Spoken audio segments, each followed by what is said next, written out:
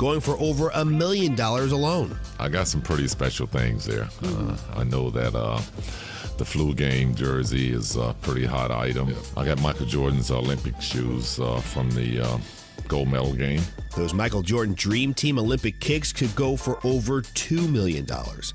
I'm Bloomberg's Justin Milliner on the Black Business Beat.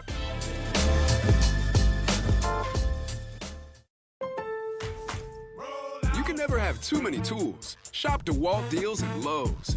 Get a free Select DeWalt 20-Volt Max Power Tool when you buy a Select 20-Volt Max 5-amp-hour battery kit.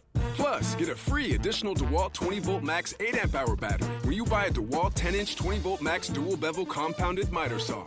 Lowe's, we help, you save. Valid through 6/24 while supplies last. Selection varies by location.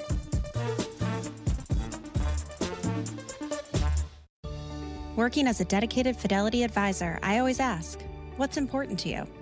I'll look at those priorities and goals alongside your full financial picture to build a comprehensive plan designed to help grow and protect your wealth. With proactive portfolio insights and an eye on taxes, I'm here to help you make the most of your money. I'm Laura Maxwell, and I'm a dedicated Fidelity advisor. Learn more at fidelity.com/wealth. Investment minimums apply. Fidelity Brokerage Services, LLC, member NYSE, SIPC.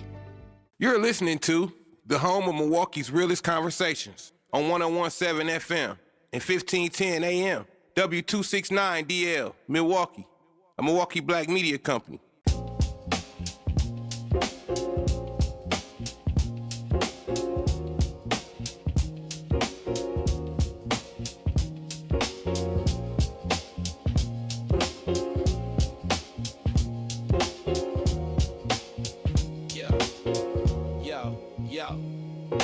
He steps to the mic with a boom, ping, ping. Wisdom sharper than a beast's fierce sting.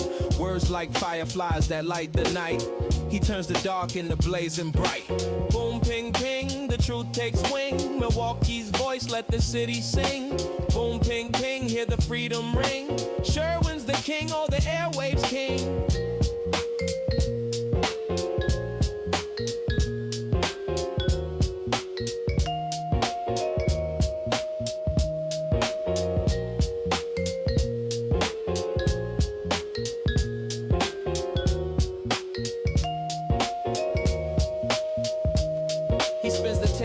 Shake the ground, unveils the truth where lies abound. Politics, justice, social streams. He molds the chaos into dreams.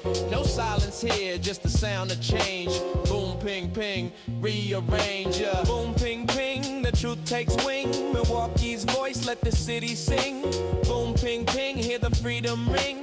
Sherwin's the king, or the airwaves king. Through the static, through the noise, he amplifies the people's voice. Boom, ping, ping, like a heartbeat's call. He's got the wisdom to break down walls.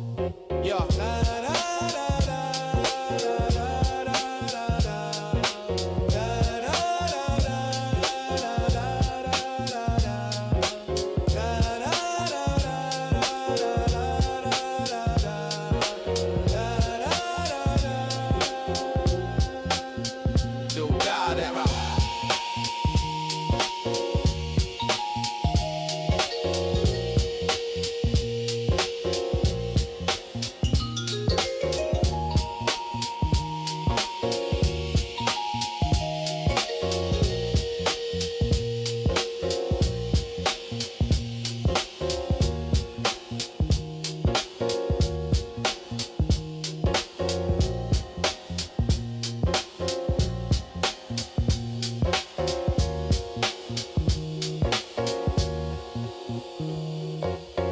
Good morning. Welcome to the program. Today is Friday, June 12th, 2026. It's a very unusual kind of purgatory we may find ourselves in as an African-American community in the city of Milwaukee because we expose a lot of the vulnerabilities. And I don't think that we have an issue or a problem exposing our vulnerabilities, because through exposing and being honest about the troubles, we are seeking advice, assistance, policy solutions, etc. I don't think that we are shy about sharing what we don't like, what can be repaired, and where there are disparities. And I think this is good, this is healthy.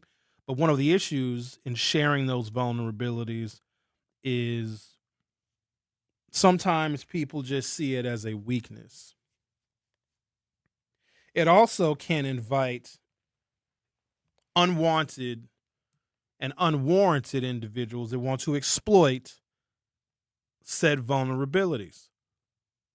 It could be a neighborhood cleanup. We love when people participate in neighborhood cleanups, and we welcome them from all over the place because there's a lot of trash in our community. So that's a vulnerability. If you have just a lot of garbage floating around, and for some reason in the wintertime, people think if they throw garbage in the snow and then snows again, the garbage gets covered up, they think that it's going to disappear in the springtime. It does not. So I would call that a vulnerability. We'll welcome all people. Come pick up garbage. Even though the young people are not quite out of school yet, I'd imagine some schools are probably out for the summer. We love a good back to school program, that's for sure. We have all sorts of block parties and we have events, and we take many donations from many different people that want to help our young people at least be prepared with the physical needs of, what you're supposed to have to be successful academically. We get them backpacks and pencils and pens and crayons and folders and notebooks, all of the things that our young people will need so they can at least start the school year with all of the necessary supplies. But I would argue that's a vulnerability, and maybe it's because of costs. School supplies are very expensive. The average expenditure is like $200 or $300 per child or something. It's very expensive. And, we have higher rates of poverty in our community here in Milwaukee, in the Black community specifically, and lower levels of employment. So having all these different people and these different groups help us with this vulnerability is very important. There's an election coming up, pretty big one. Going to talk about that in a little bit more detail because I have the full results of a poll that was recently released that shows and solidifies one candidate versus another who is in the lead. And I believe that candidate may maintain their lead moving into the August 11th primary, and they very well could be the Democratic nominee.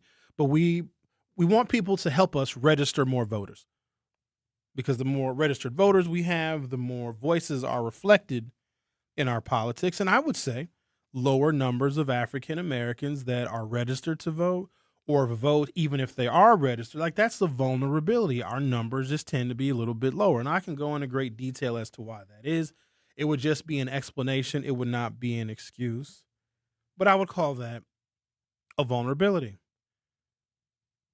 Because our neighborhoods need so very much, some of our houses are dilapidated and a lot of our streets are in serious disrepair. I will give a little credit to the city because they have done a yeoman's job of fixing the majority of the potholes, at least in the routes that I travel frequently, because some of the routes were so marked with potholes that I'd have to take different routes altogether to get from point A to point B. So it's taken them a little while, but we also had a disproportionate number of potholes. But I'm sure you all have noticed if you're driving on certain city streets, particularly on the north side, the streets are just in need of a resurfacing or a paving.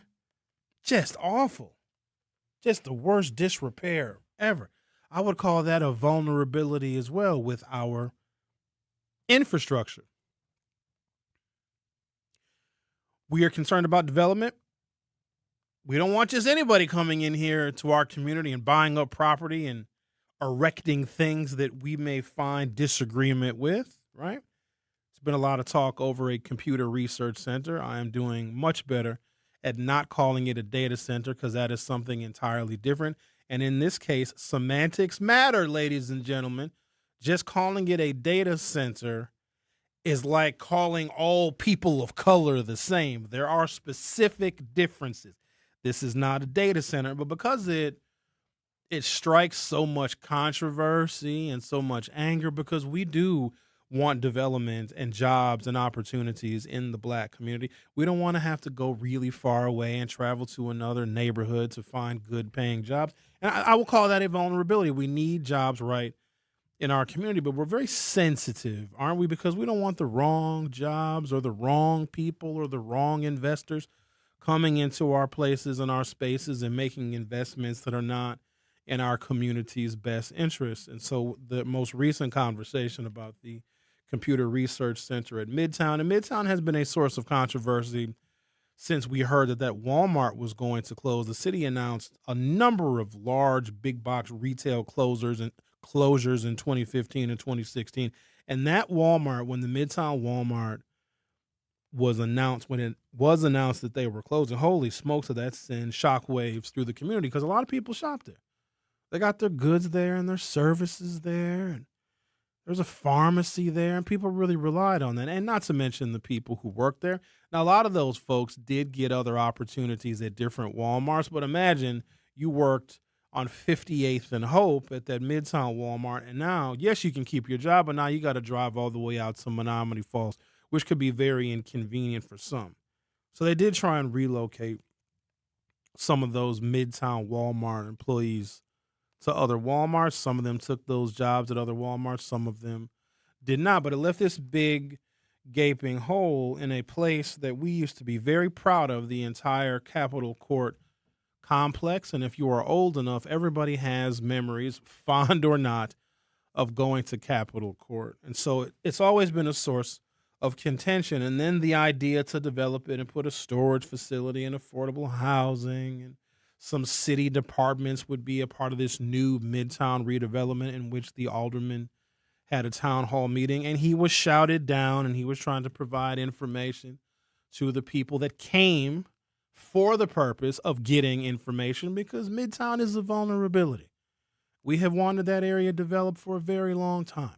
We also need the tax revenue, because if there is nothing there, there is nothing generating property taxes that can help pay for the pock-marked, pothole-laden streets. There's less money that we can invest in the neighborhood schools, because remember, our schools get the majority of their funding from property taxes. So if we have vacant places and vacant spaces that are collecting no dollars, that's even less money for our schools. But our schools are going to get their money. So if we have places like Midtown that are vacant, then the money is going to come from us out of our pockets. And I don't know about y'all, but I don't know how much more money I have to give.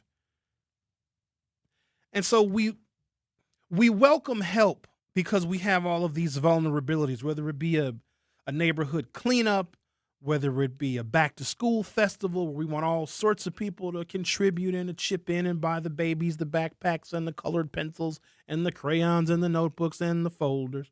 We welcome other people. Sometimes our arms are too outstretched, not thinking that when you need lots of help, you are ripe to be taken advantage of. And that is what happened a couple of days ago at that informational meeting at Midtown. And we're very curious.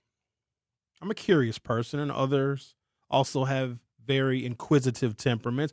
We wanted to know who these people were that came into the Midtown space and disrupted that meeting, because it was understood that they weren't from the community. Nobody knew them. Nobody ever seen them before. And they were wearing like these uniforms, wearing these red shirts. And so we wanted to do a little investigating, because if you're going to come in our community and lobby on our behalf, and in this case, this group of people, the PSL, coming into the Midtown Town Hall meeting, and they were very disruptive because they are anti-data center. And let me be clear, you can be, and should be in some cases, anti-data center in urban areas. Here's the problem.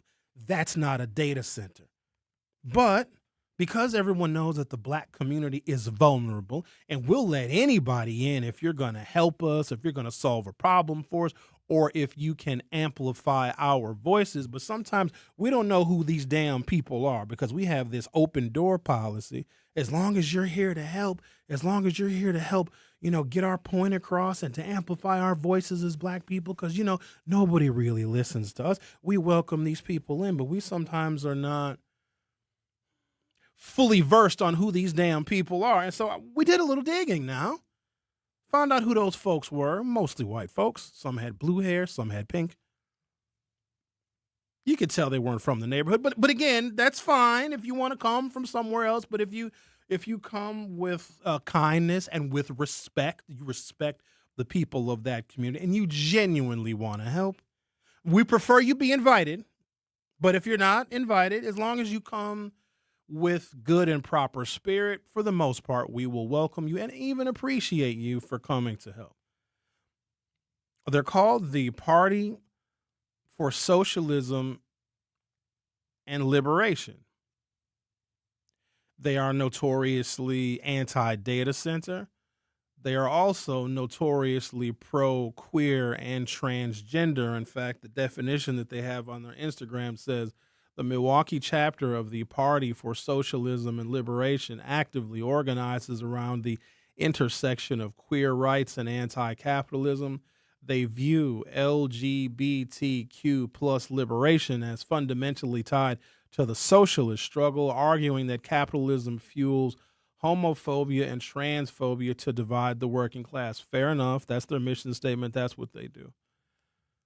But the fact that they came into a community that they knew was vulnerable and they took issue with a data center, even though this is not a data center. So what they are doing is they're coming into a vulnerable community because they just assume because black people need so much damn help that they would be welcome. This group has a totally different agenda. And they came to that meeting at Midtown, and they came in big numbers to shout down the alderperson and to not allow the residents who seriously want to see a development at Midtown and came there for information. They shouted those people down. This group has an agenda, and it's an agenda that is outside what is necessary and required to get public discourse for Midtown. This happens a lot, ladies and gentlemen. Whenever there is confusion or anxiety or trepidation about, let's say, a development in the black community, or it could be something like an officer-involved shooting or, a police brutality where we're very vulnerable and we want many people to join our fight for justice, everybody comes in with their own separate agendas. Otherwise, they know that they wouldn't be welcome in the black community. And here's what I'm going to say. I'm going to give you more details on the other side. But here's what I'm going to say about the Party for Socialism and Liberation. I could see if you did a backpack giveaway. I could see if you had a history working in the Midtown area, registering voters. I could see if you were there when there was police brutality, if you were there when a mother lost her son to gun violence, if this organization, the Party for Socialism and Liberation, was there and had credibility, or I could see if they were invited, but they were not. They have their own agenda, and they decided that they wanted to make a name for themselves because they knew the TV cameras were going to be there. So they shouted down the alderman, and they drowned out the conversation that residents who live in that district, who were there because they want to find out what exactly is going on with Midtown. This other group just comes in with their agenda, and that's problematic because we come to find out they're knocking on doors and they're canvassing that neighborhood. They didn't canvass the neighborhood before. They've never canvassed on behalf of Democratic candidates. They have never been there before, but they are taking this vulnerability of the black community and using it as an opportunity to spread the word about who they are, and they are an organization that organizes around the intersection of queer rights and anti-capitalism. I'm going to take a break. When I come back, I'm going to show you guys some photos. Xavier is going to put them up on the YouTube so you can get a snapshot of who this organization is. And don't judge them based on the photos you're going to see. Judge them based on the fact that the vulnerabilities that exist in the black community are 24 hours a day, 7 days a week. They're like a Ferris wheel that don't stop. But they chose this particular moment to come into the community uninvited and be disrespectful. That's the problem that I have. If you're going to come and listen to the alderperson, listen to the concerns of the residents, and then you amplify those concerns. But they didn't do that. They came there to be disruptive because groups like this, and this is what makes the far left look so insane to the rest of us, because they're very righteous in their cause, because they believe, unlike anybody else, that what they do and how they do it and what they're fighting for supersedes everything, including black freedom and black information and the salvation of the black community. They prioritize their organization They prioritize their agenda.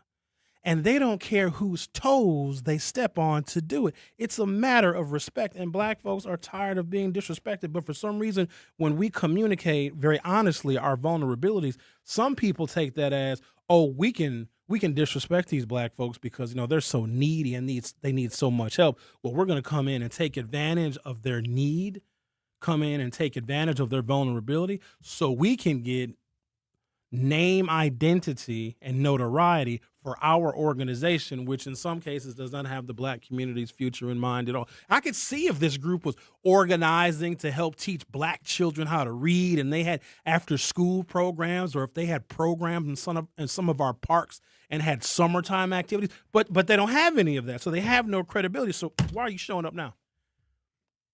Take a break, come back. Continue our casual Friday chit chat. You know how we do it around here on The Truth with Sherwin Hughes, exclusively on 101.7 FM. Don't go anywhere. I'll be right back. Don't touch that dial. The Truth with Sherwin Hughes will be right back on 101.7 The Truth, The Truth app, and 1017thetruth.com. Are people around me safe when I vape? Science does not support that belief. Exhaled vape emissions linger in the air, affecting indoor air quality and bystanders in the same space through secondhand exposure. Vaping emissions can also accumulate on clothes, hair, dust, and furniture, leading to exposure risks to bystanders of all ages. And vaping around a pregnant person can lead to serious health impacts on fetal and childhood development. Enough with the puff.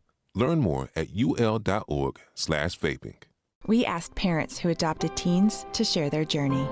When I met both of them, it was like my missing pieces were found. Like it was just like an instant, these are my kids.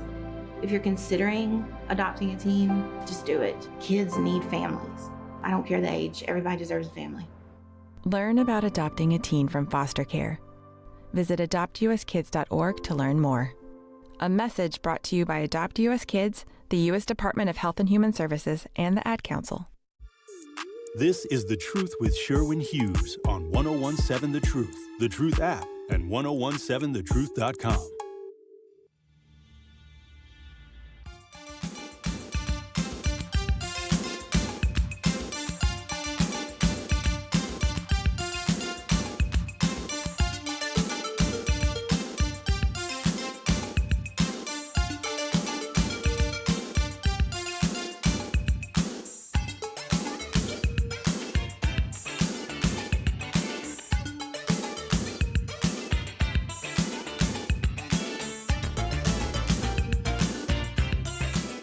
Our phone number, if you're so inclined, is 833-212-1017, 833-212-1017.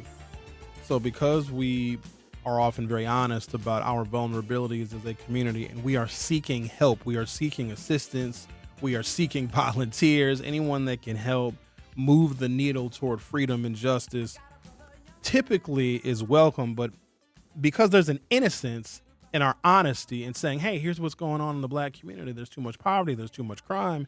The resources are not distributed equally, et cetera, et cetera. People aren't doing very well. Some folks will say, oh, wow, I really want to help. What can I do to help? And they're honest and they're genuine, almost like a Christian kind of spirit. Like, I want to help you because you blacks are God's children and I want to help. And there's some folks that will wear a mask. Oh, yeah, we'll help you. Yeah, see? And they can gain access to our community that way. Because here's something you have to understand about a segregated city. And I know that I'm preaching to the choir, but I'm also preaching to a choir that doesn't sing very well, so I have to sometimes repeat myself. They really don't want to have anything to do with the African-American community when we are doing well, when unemployment is low, when wages are high, because then we are seen as competition.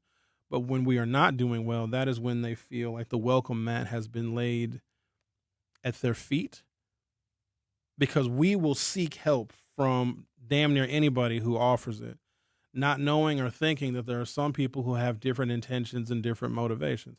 And maybe it's a quid pro quo. Maybe these outside groups that we don't really have any relationship with as an African-American community, they'll come in and help register voters, let's say, but then maybe we help them with something and raising awareness amongst black people about what their organization is.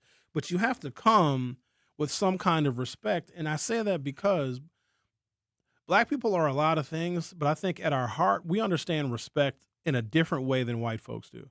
White folks feel entitled to do anything and go anywhere, and it's reflected in their organizations. Some time ago, I talked about this racket that exists, the mentoring program, where if you have a mentoring organization and you are funded through a variety of different sources, including Milwaukee County, they pay the mentoring organizations between $90 and $120 per hour per mentor. But hold on, though. That's a lot of money, right? But with that money, you probably have to have a facility. You have to have a building. You have to hire staff and administrative staff. You have to actually have a mentoring program where you can recruit people and vet people, right? But think about this now. They're getting per mentor, between $90 and $120 per hour. And what happens is they'll find the mentors, they'll hire the mentors, they'll vet the mentors, do background checks. They'll set up different, activities for the men usually to do with their mentees, also usually teenage boys or younger. But then they'll pay the mentor maybe $15, $20 an hour, but the organization is pocketing that $75 to $100 an hour. And guess who is running the mentoring racket in some of the most well-funded mentoring agencies in Milwaukee County? White women. Because what do we say? We need mentors for our black boys. We need them so very bad. And whenever we say we need something, somebody will be willing to oblige, but they're going to get a benefit first. Go back to the 1990s, the late 1980s. There's so much crime in the black community. The crack epidemic is taking over, and there's gang violence, and there's shootings, and drive-by shootings, and walk-by shootings, and bike-by shootings, and all sorts of shootings. We need help. And then the American system of criminal justice said, you need help, do you? Well, we're going to build a lot of prisons, a whole bunch of prisons, because, you said you need help. So they take advantage of our vulnerability, and they ultimately end up hurting us while helping themselves. And the net benefit for black people is zero. And here's another example of it. And I want people to be mindful of this, because when we talk about a segregated city, most people think, oh, the black people live here and the white people live there. Segregated city also means white people don't want to have anything to do with the black community until they see an entryway where they can get access to us and take advantage of us. And it's not all of them, but it's enough. So, X, can you put the pictures up? Because I just want people to see who Yeah, I can put them back up. I had them during the break. The PSL, the Party for Socialism and Liberation. So these are the folks. They're doing doors right now in the area surrounding Midtown because they are trying to, I don't know what they're doing. So they're recruiting, or they're trying to get more people like hyped up and angry about the data center, because what they do, because we're already a very emotional people, and the whole idea of a data center, keeping in mind this is not a data center, but they're using that term because they know it's infuriating and it's attention grabbing. But the pictures that we have on YouTube, this is who this organization actually is. This is what their agenda is. Look, I'm not throwing shade at them for being who they are and what they represent, but where is your credibility that you have established in our community prior to? Because we offer plenty of opportunities. Have they organized a neighborhood cleanup? Have they done a school backpack giveaway? Do they offer tutoring programs for our youth? Because we know that our kids' literacy levels are low. And if the answer to any of those is no, then why are they showing up now? Why are they spreading misinformation? Why a white organization? Why are they shouting down an African-American alderman in a neighborhood, in a community, in a district in which none of them live? It is sinister. I just want folks to be aware. This is just another example. Another example, I always go back to Dontre Hamilton because that was perfect. Because there were so many protests when Dontre Hamilton was killed in 2014.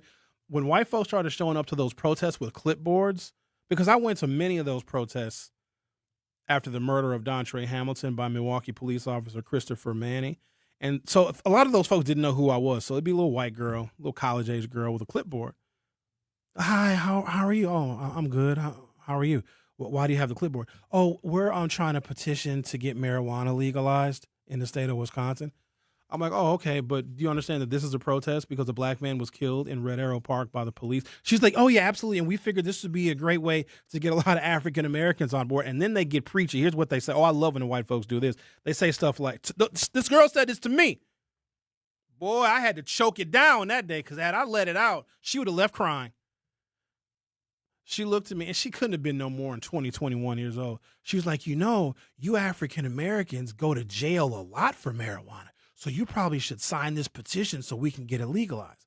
Now, she was with one of those pro-marijuana legalization groups. I got to remember, this is back in 2014, where we didn't have the plethora of states that had legal recreational marijuana.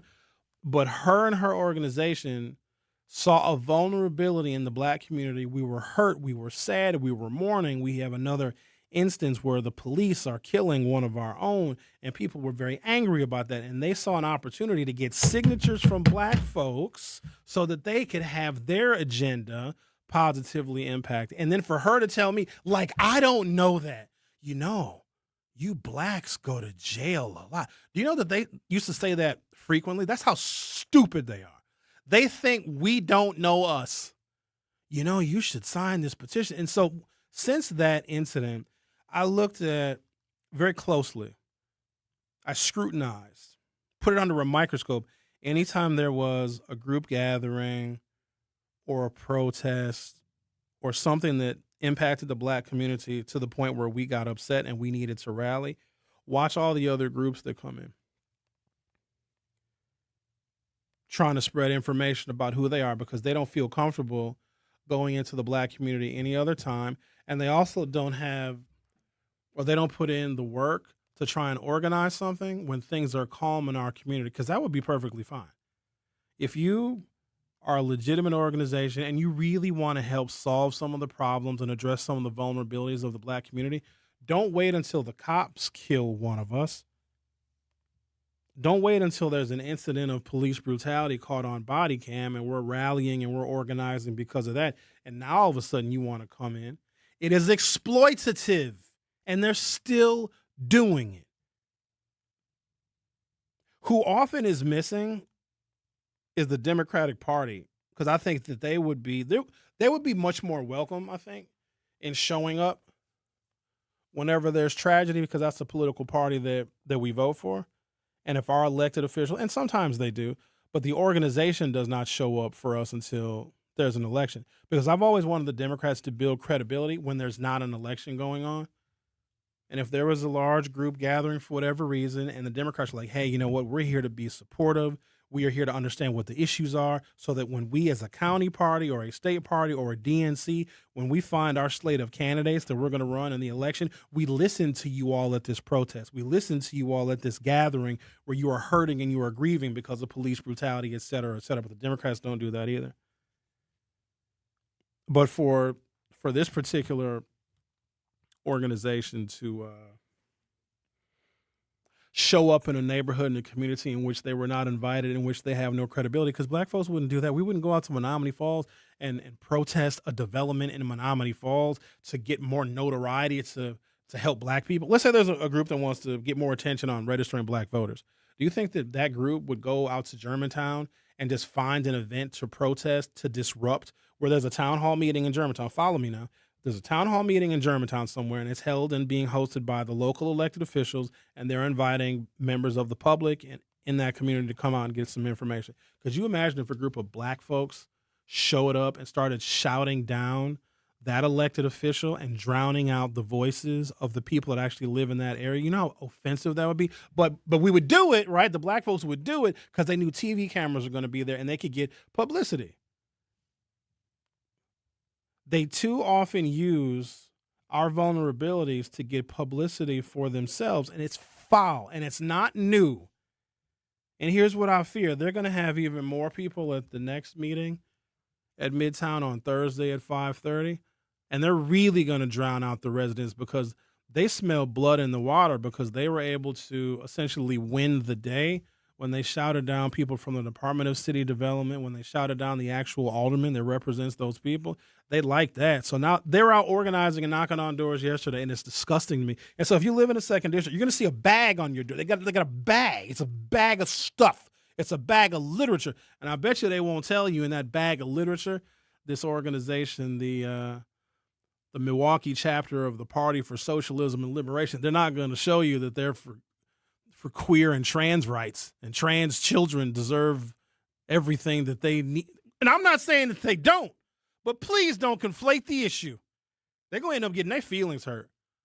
Because if you're that kind of organization and you come into the black community, you're going to find out how we actually feel about that sort of thing. Now, I know we're not supposed to be bigoted, but if you're coming into our neighborhood and our community and shouting down one of our elected officials and you have your own agenda, then we have every right to tell you how we feel. And also, I also think the residents should be able to say, hey, we don't want you guys here. You're being disruptive. You're not from here. You have no credibility here. You've never done anything that has earned you the right to have access to us. Will you please leave? But I bet you if a resident said, hey, we don't want the Party for Socialism and Liberation and your queer rights agenda taking over one of our town hall meetings because we want to actually get information about this computer research center and the library. If a resident asked them to kindly leave, they would shout that resident down. I know they would. I'm going to take a break, come back, continue right along. Also have a YouTube poll question up for you. We're going to get to this in a minute. How do you guys feel about the death penalty? I think I know how you feel about it, but I'm very curious. Do you support or oppose the death penalty? Now, this is when they're guilty and the DNA evidence and there's, camera footage. Like, they're guilty. They've exhausted all their appeals. I'm curious, do you think that for the commission of the worst, most egregious kinds of crimes, someone should be put to death? If you go to YouTube, open up your YouTube app from your smartphone or other mobile device, search 1017 The Truth, hit subscribe. You'll be able to view the in-studio cameras and also vote in our YouTube poll. Do you support or oppose the death penalty? The Truth with Sherwin Hughes. Will be right back. Don't touch that dial. The Truth with Sherwin Hughes will be right back on 1017 The Truth, The Truth app, and 1017thetruth.com. Educators Credit Union is more than a place to manage your money. They're where your financial possibilities take shape. They're more than transactions. They're conversations about your financial goals. More than numbers, they're community advocates who support free, local events that are accessible to all. They foster community because we are stronger together. Educators Credit Union is people helping people. Become a member at ECU.com. Insured by NCUA. Membership eligibility required. I'm Chris Jakovic. I served in the United States Air Force and I deployed 3 times. So in 2017, I was serving as an Air Force First Sergeant. Our motto in that role is my job is people, everyone is my business. But unfortunately in that year, I would lose my own brother, Lance Corporal Adam Jakovic, to suicide. The majority of veteran suicides are from guns. I store my weapons securely, not only for myself, but for my family. Store all your guns securely. Help stop suicide. My service never stops. Brought to you by End Family Fire and the Ad Council. Not completing high school is more of a social thing than it was an academic thing. Even though all these years have passed, I still had that longing to have my diploma. At age 30, Carissa finished her high school diploma. If you're even considering getting your high school diploma, you can do it. No one gets a diploma alone. If you're thinking of finishing your high school diploma, you have help. Find free adult education classes near you at finishyourdiploma.org. That's finishyourdiploma.org. Brought to you by the Dollar General Literacy Foundation and the Ad Council. Hi, this is Sherwin Hughes from 1017 The Truth, and I want to talk to you about something bigger than just buying a house. I'm talking about building a legacy. Owning a home isn't just about 4 walls and a roof. It's about giving your kids a place where memories are made, where birthdays are celebrated, and where they always belong. It's about planting roots, knowing your neighbors, waving from the porch, and being a part of a community that feels like family. If you've been renting and wondering if home ownership is even possible, Axe Housing is here to work with you. An Axe Housing coach will help you create a plan, a budget, and move step by step toward owning a place you can truly call your own. They've already helped over 4,000 families become homeowners, and many are paying less than they were paying for rent. Don't let where you are today stop your families tomorrow. Start your journey at axehousing.org. That is ACTShousing.org. Your legacy begins at home. More of The Truth with Sherwin Hughes is next on 1017 The Truth, The Truth app, and 1017thetruth.com.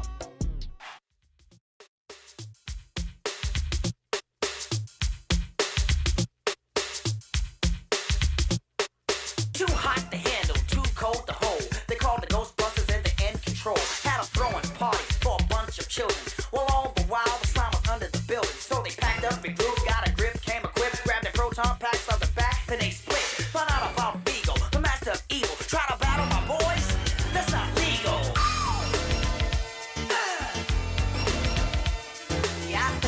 gonna be another one of those funk jokes. Hot soul, dance. They just think we're stupid.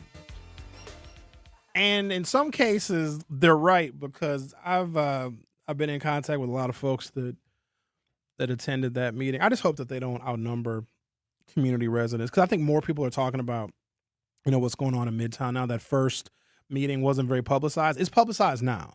And so the next meeting they're having, I'm going to be there, and I hope you guys can join me. It's going to be June 18th. That's a Thursday from 5:30 until 7. I just want the residents to be heard, and I don't want them to be drowned out by invaders that have a different agenda, that do not have the African-American community's best interest at heart. This group is against data centers, and they're for queer rights.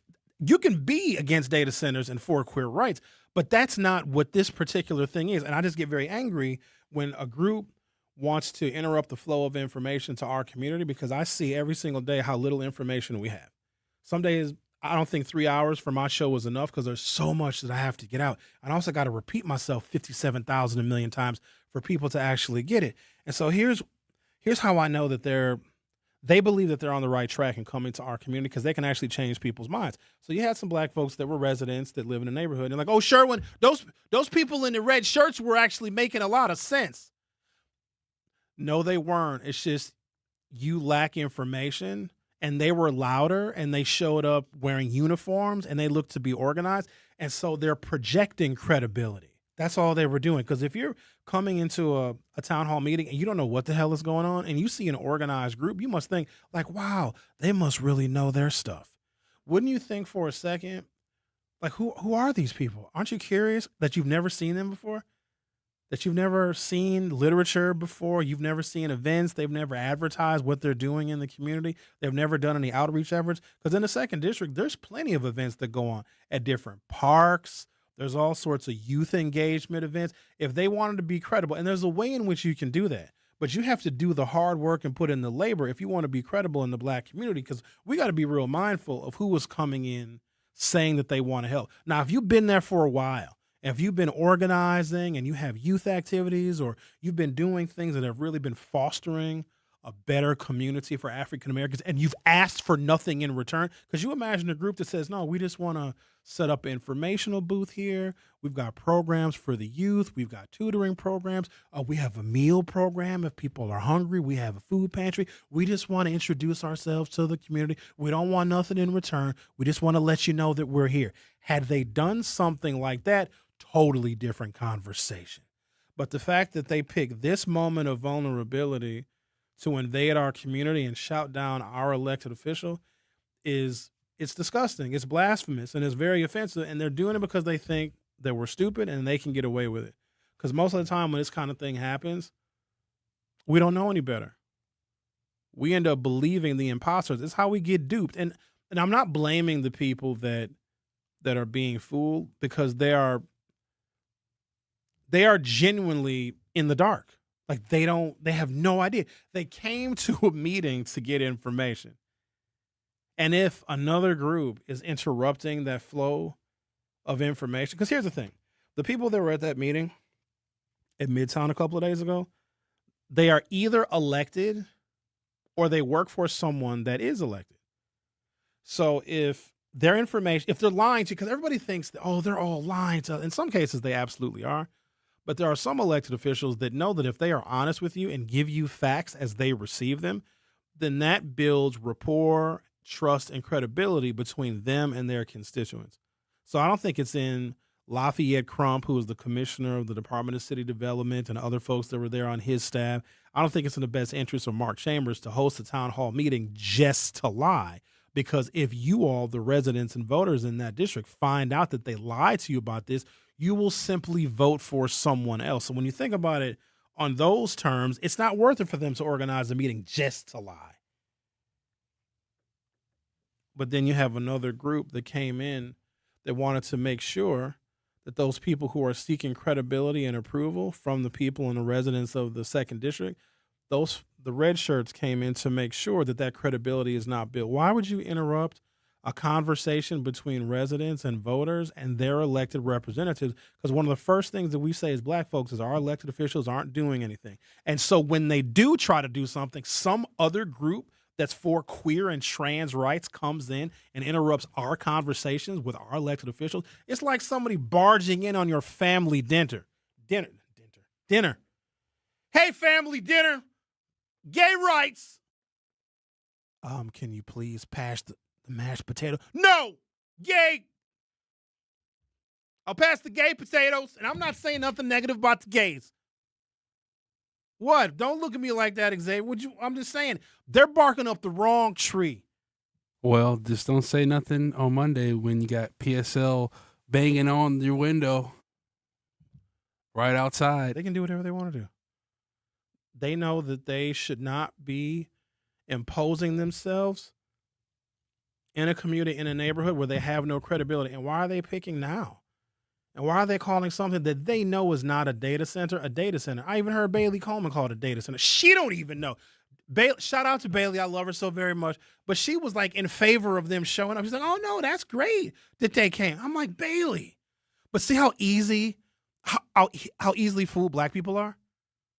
If just somebody shows up and makes a lot of noise, we automatically assume they're credible, even though they don't look like the people in the neighborhood. Because if you think about it, if a bunch of black folks showed up in Oak Creek or Franklin or South Milwaukee or Germantown, the people and the residents of those places would be like, wait a minute, you guys don't live out here. They would raise issue with that, and you should. Just because it's a public meeting does not mean that you can take it over with your agenda. That is disrespectful. And if you don't understand respect, then there's nothing that we can talk about. And you are making it, you're billing yourself as an organization that does not care about the true actual sentiments of the black community. You care about taking advantage of our lack of information and our ignorance and our vulnerability. And that is sinister. But that's also what white folks do, and they're never going to stop. I just want us to be more mindful in recognizing it. So I'm asking you all to join us on the 18th, not even to say anything, just to make sure that the red shirts don't shout down and drown out the conversation that needs to be had about that damn Midtown development. It's very simple. Take a break, come back, read some of your commentary. Linda said she's going to be there. I know you're going to be there. Linda going to be there wearing some hot pants and knee-high boots. I'm telling you. Should I come and bring my camera? You should. I think you should go. Because this is going to be a newsworthy event. Because I'm also curious as to what the development is. And I've read a lot about it. But I know that local news, they don't oftentimes get to the details of what takes place at an informational meeting or a town hall. I like to come just so I can find out. And I know that I'm not a resident. I'm not a voter in the 2nd District. But I do respect the people, the residents and voters of the 2nd District. And I respect them so much that I don't want an outside agitating group to interrupt them from getting information, because we already have a disconnect between a lot of our residents and our voters and our elected officials. Because there's one thing I've heard consistently throughout my entire career: Sherwin, our black elected officials, they don't do nothing. So when there is an opportunity, when they are doing something, let's let them do it and not be interrupted by people that are from somewhere else that have a totally different agenda. Now, in the meantime, pass me the gay mashed potatoes. The Truth with Sherwin Hughes. We'll be right back. You are listening to The Truth with Sherwin Hughes on 1017 The Truth app, and 1017thetruth.com. Make your home and family safer by properly getting rid of nasty chemicals and fire hazards. MMSD's Home Hazmat program offers 3 drop-off centers that are open all year long. It's fast and easy. You don't even have to get out of your car. And it's free to visit a drop-off. Lithium-ion batteries, old gas, propane tanks, they take all of that and more. For a list of things you can and cannot bring, locations and hours, go to MMSD.com. Milwaukee County residents only. No businesses. Our children deserve a real chance to make it in life, and a good education is a passport to opportunity. At City Ford Collective, we're working to make sure there's a great Milwaukee school for every Milwaukee family, because more good options lead to better outcomes. And who doesn't want that? Together, we can give every child the foundation they need to thrive, and a stronger future for kids means a stronger future for Milwaukee. To learn more about our mission, visit us at cityfordcollective.org. That's cityfordcollective.org.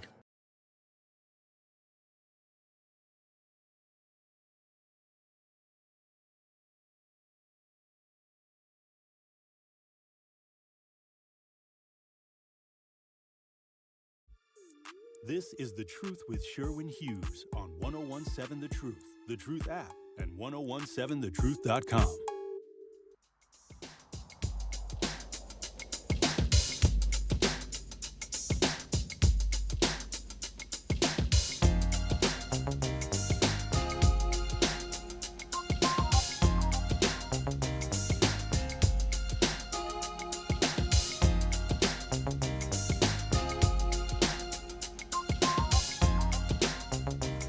We have a poll available for your participation via YouTube.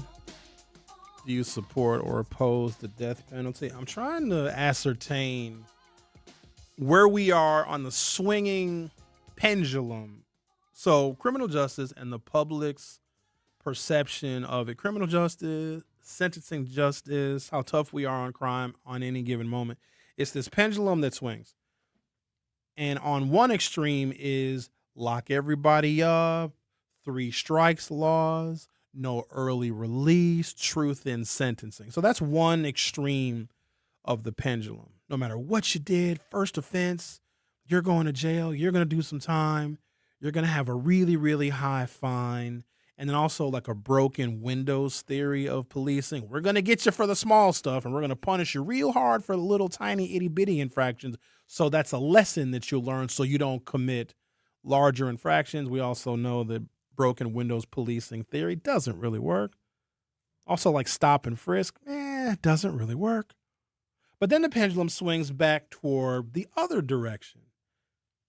We have to give people rehabilitation and prisons are overcrowded and you have to do an early release and you have to make sure that people get their appeals right away and they can stay out of jail while they're doing their appeal, and where somebody would have a $50,000 bond or a $100,000 bond, make their bond $9 and let them be able to get out of jail because the jails are bad. Or you'll even have some people saying jails and prisons should be abolished and abandoned altogether. So there's a pendulum that swings. One is more like a softness on crime and understanding like poverty and their living situation in the developmental environment and taking that into account, where we really are focusing on, treating the underlying issues. And then the pendulum is on the other side where, you commit a crime, murder everyone.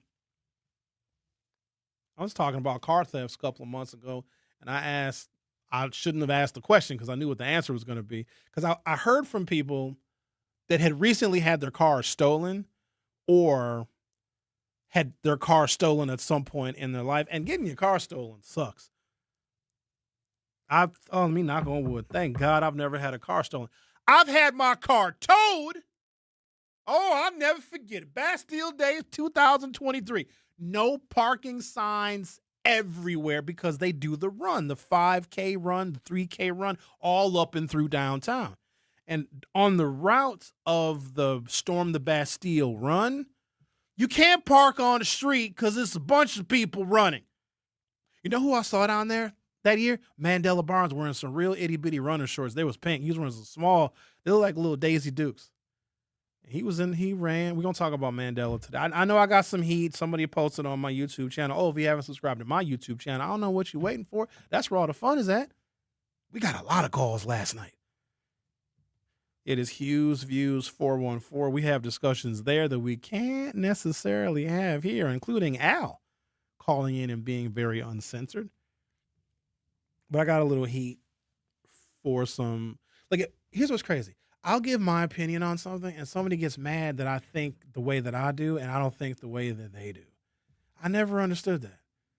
Or another one is, if I give the honest facts and details about something, if I'm just being honest about something, I was being honest about what the Midtown development was, I get a whole bunch of messages like, Sherwin, so that means that you support it, right? No, I'm just giving you information that you didn't have because you went to the meeting and didn't get any information. I'm just providing what you meant. So that means that you support it. No. If I have to clear this up. If I'm providing information about something, that doesn't mean that I support it either way. I'm just providing you the facts. That's how twisted we are in this world. And I'd credit Donald Trump to just discrediting the media the way he has done very consistently for the last 10 years. If someone is giving information, we assume that that's trying to sway us. No, that's you being moved because you're actually getting truth. I'm not trying to manipulate anybody because what good does that do me? Now I want to manipulate you into subscribing to my YouTube channel because we talk freaky on there sometimes. Not all the time. Not a lot. We talk about issues in a very uncensored way. That's all. Sounds like my kind of show. It probably is. I think you'd enjoy it. You've called before, so, I even have the ability now to take more than one phone call. I can put people on hold where before I couldn't put people on hold. Interesting. Yeah, it's great. We look forward to your participation, Xavier. Next time, just call as yourself instead of a Trump supporter. Well, that wasn't you, right? No, that wasn't. No, it was not of me. Course. Okay. That guy did not sound like me. Literally sounded exactly like you, just with a really fake Southern accent and asking me why I don't like the whites. It's not that I don't like the whites. I just don't like how the whites think about being white. And on that note, The Truth with Sherwin Hughes will be back for hour 2. You are listening to The Truth with Sherwin Hughes on 1017 The Truth app, and 1017thetruth.com. At Blaine's Farm and Fleet, we know dads, the ones who know how to build it all, grill it all, and fix it all while still taking the time to share it all. So show them how much you care with great Father's Day gifts for one-of-a-kind dads. Like select men's Crocs footwear, 25% off. Save $40 on a 20-piece gear wrench ratcheting wrench set. And a 9-gallon Craftsman wet dry vac is on sale, $69.99. Find value on the Gifts Hill value. Blaine's Farm and Fleet. Be an original. And here's Heather with the weather. Well, it's beautiful out there, sunny and 75, almost a little chilly in the shade. Now, let's get a read on the inside of your car. It is hot. You've only been parked a short time and it's already 99 degrees in there. Let's not leave children in the back seat while running errands. It only takes a few minutes for their body temperatures to rise, and that could be fatal. Cars get hot, fast, and can be deadly. Never leave a child in a car. A message from NHTSA and the Ad Council. Babes, what are you doing? What? I'm just mowing the lawn. No, it's blazing hot and dry out here. Don't you remember? Smokey Bear says. Avoid using power equipment when it's windy or dry. Where'd you learn this?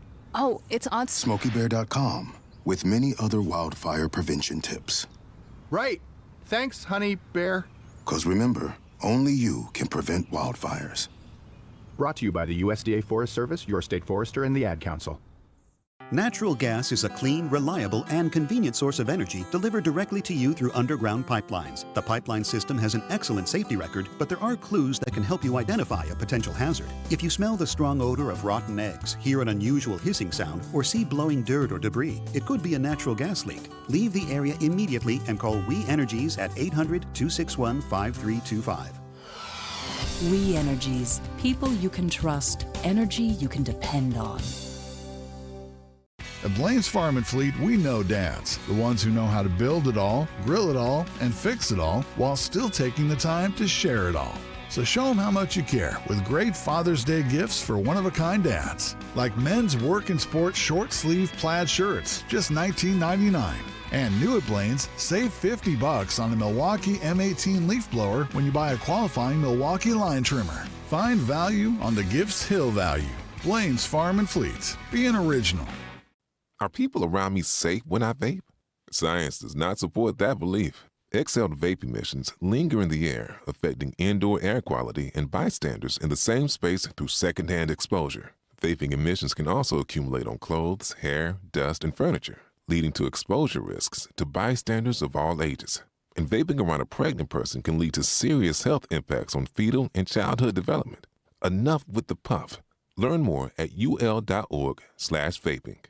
You're listening to Milwaukee Black Talk on 1017 FM. The Truth. And 1510 AM. W269DL. Milwaukee. A Milwaukee Black media company.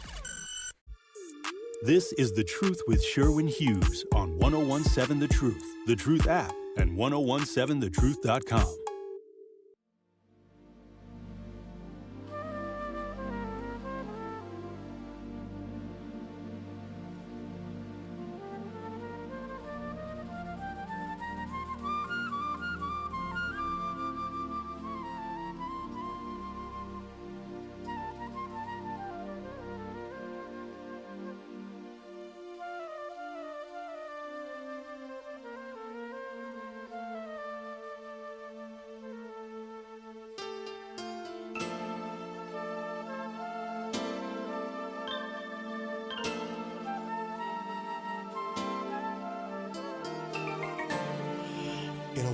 confusion.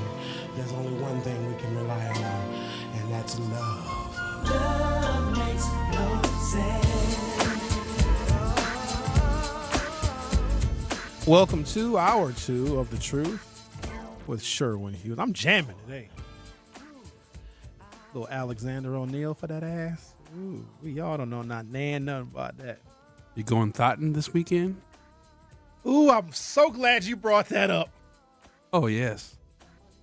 A little bit. I got a pretty busy weekend. I got some stuff I got to do around the house. I got to do a little yard work. But then, because I got to schedule my stuff on the weekends, because what I can't have is the weekend passes and I didn't get everything done. And so I don't want to go into the next week with stuff still hanging over unfinished from the previous week. So I had to schedule some thotting. It's not a big block of time, but if you look at my calendar, it says THOT on it. Yeah, you got to get it out. Got to get the stuff out of you. Yeah, you got to schedule it or it'll come out at the wrong times. Yes. You know what I mean? I don't want to be on a very serious mission where I have to be very professional. Then, oops, the thought slips out. So I got to schedule the thought. It's like maintenance. You know what I mean? Like you got to maintain in order to stay above board with your thoughtiness.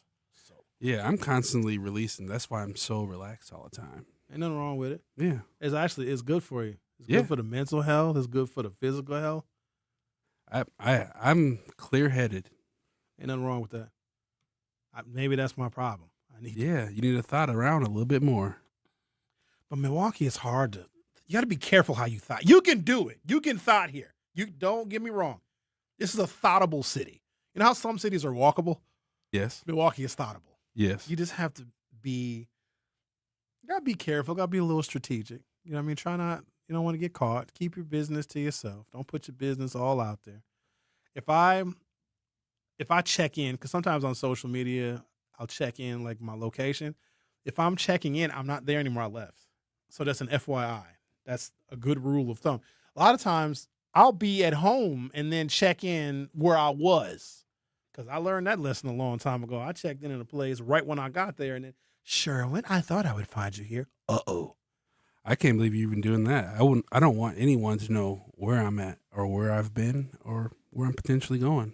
I like to promote certain places, and I don't mind. I have my places that I gatekeep, that I keep to myself. But then there's other places that I discover that I want other people to experience because I want to keep those places around. And I also want folks to see and experience all that Milwaukee has to offer, because it really bothers me when people say, oh, there's nothing to do here. Oh, there is. You just got to find these little hideaway, tuck-away, duck-off spots. And Milwaukee's got a lot of character in our neighborhoods. Each neighborhood offers something different. Some are more upscale and sophisticated. Some are loose and laid back and loud and boisterous. Some are for thoughtin'. Woo! I should put together a hot thought list. Maybe we'll talk about that on tonight's episode of Hughes Views 414, streaming exclusively on YouTube weeknights from 7 until 8 p.m. I'll add my input to that. Thank you. Appreciate it. From the recombobulationarea.com, recent polling in the Democratic primary in the race for governor in Wisconsin shows some separation materializing in the 7-candidate field, with former Lieutenant Governor Mandela Barnes, State Representative Francesca Hong, and Lieutenant Governor Sarah Rodriguez polling ahead of the other 4 candidates. Polling conducted in May shows Barnes at 26%, Hong at 22%, and Rodriguez at 15%. Among the rest of the 7-candidate field, which includes Milwaukee County Executive David Crowley, former State Department of Administration Secretary Joel Brennan, State Senator Kelda Roys, and former CEO of the Wisconsin Economic Development Corporation, Missy Hughes, no relation. No one polled above 5%. I hate to be the bearer of bad news to good people, but it's over for them. And now they have a decision to make and a real hard choice to consider. They obviously can stay in the race and continue campaigning until it's all said and done. They can keep all of their staff employed up until and after the August 11th primary, or they can drop out of the race and endorse one of the candidates that has a better shot at winning. It's a very, very tough decision to make because these candidates put their entire lives on hold to run for office. And I don't know how much you've traveled around the state of Wisconsin, but it is bigger than you think. To get from one part of the state to another, in some cases, takes 4 hours of driving, and it's driving through nothing. You know what they're driving through? When you drive into rural Wisconsin, you start getting up north, that's data center country. That's where you put the data centers. And they're traveling to all these different meetings. Could you imagine the Iron County Democratic Party invites Milwaukee County Executive David Crowley to speak at their monthly meeting. Iron County is probably 300 miles away from Milwaukee. And the county executive and his campaign staff, they'll put it on his schedule and they'll have enough time for him to get all of his county executive duties done, and they'll schedule him to be at the Iron County Democratic Party monthly meeting. And they're driving up to Iron County. Maybe they make a stop along the way. Maybe they don't. Maybe they drive straight through. Maybe the meeting starts at, 7:30 p.m. and they have to leave at 1 p.m. And they're driving up to Iron County. And this is a real thing that actually happens. And he's probably going over his campaign platform and his stump speech, and he's going to really share who he is with these people in Iron County, the Iron County Democratic Party. And lucky for him, this is a real life scenario, but a fictional explanation. And lucky for him, he is the only candidate that they invited. So he's got the floor.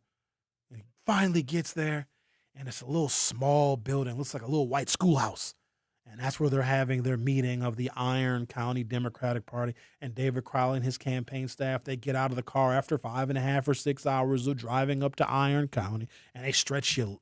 You got to stretch your legs because, when you're on that road trip, you got to get that stretch. Ooh, that stretch feel good. And he gets out and he stretches his legs. And maybe he's dressed down a little bit. He's got the button-up shirt, but the sleeves is rolled up. I like that look for a politician because it means I'm professional, but I'm a little informal.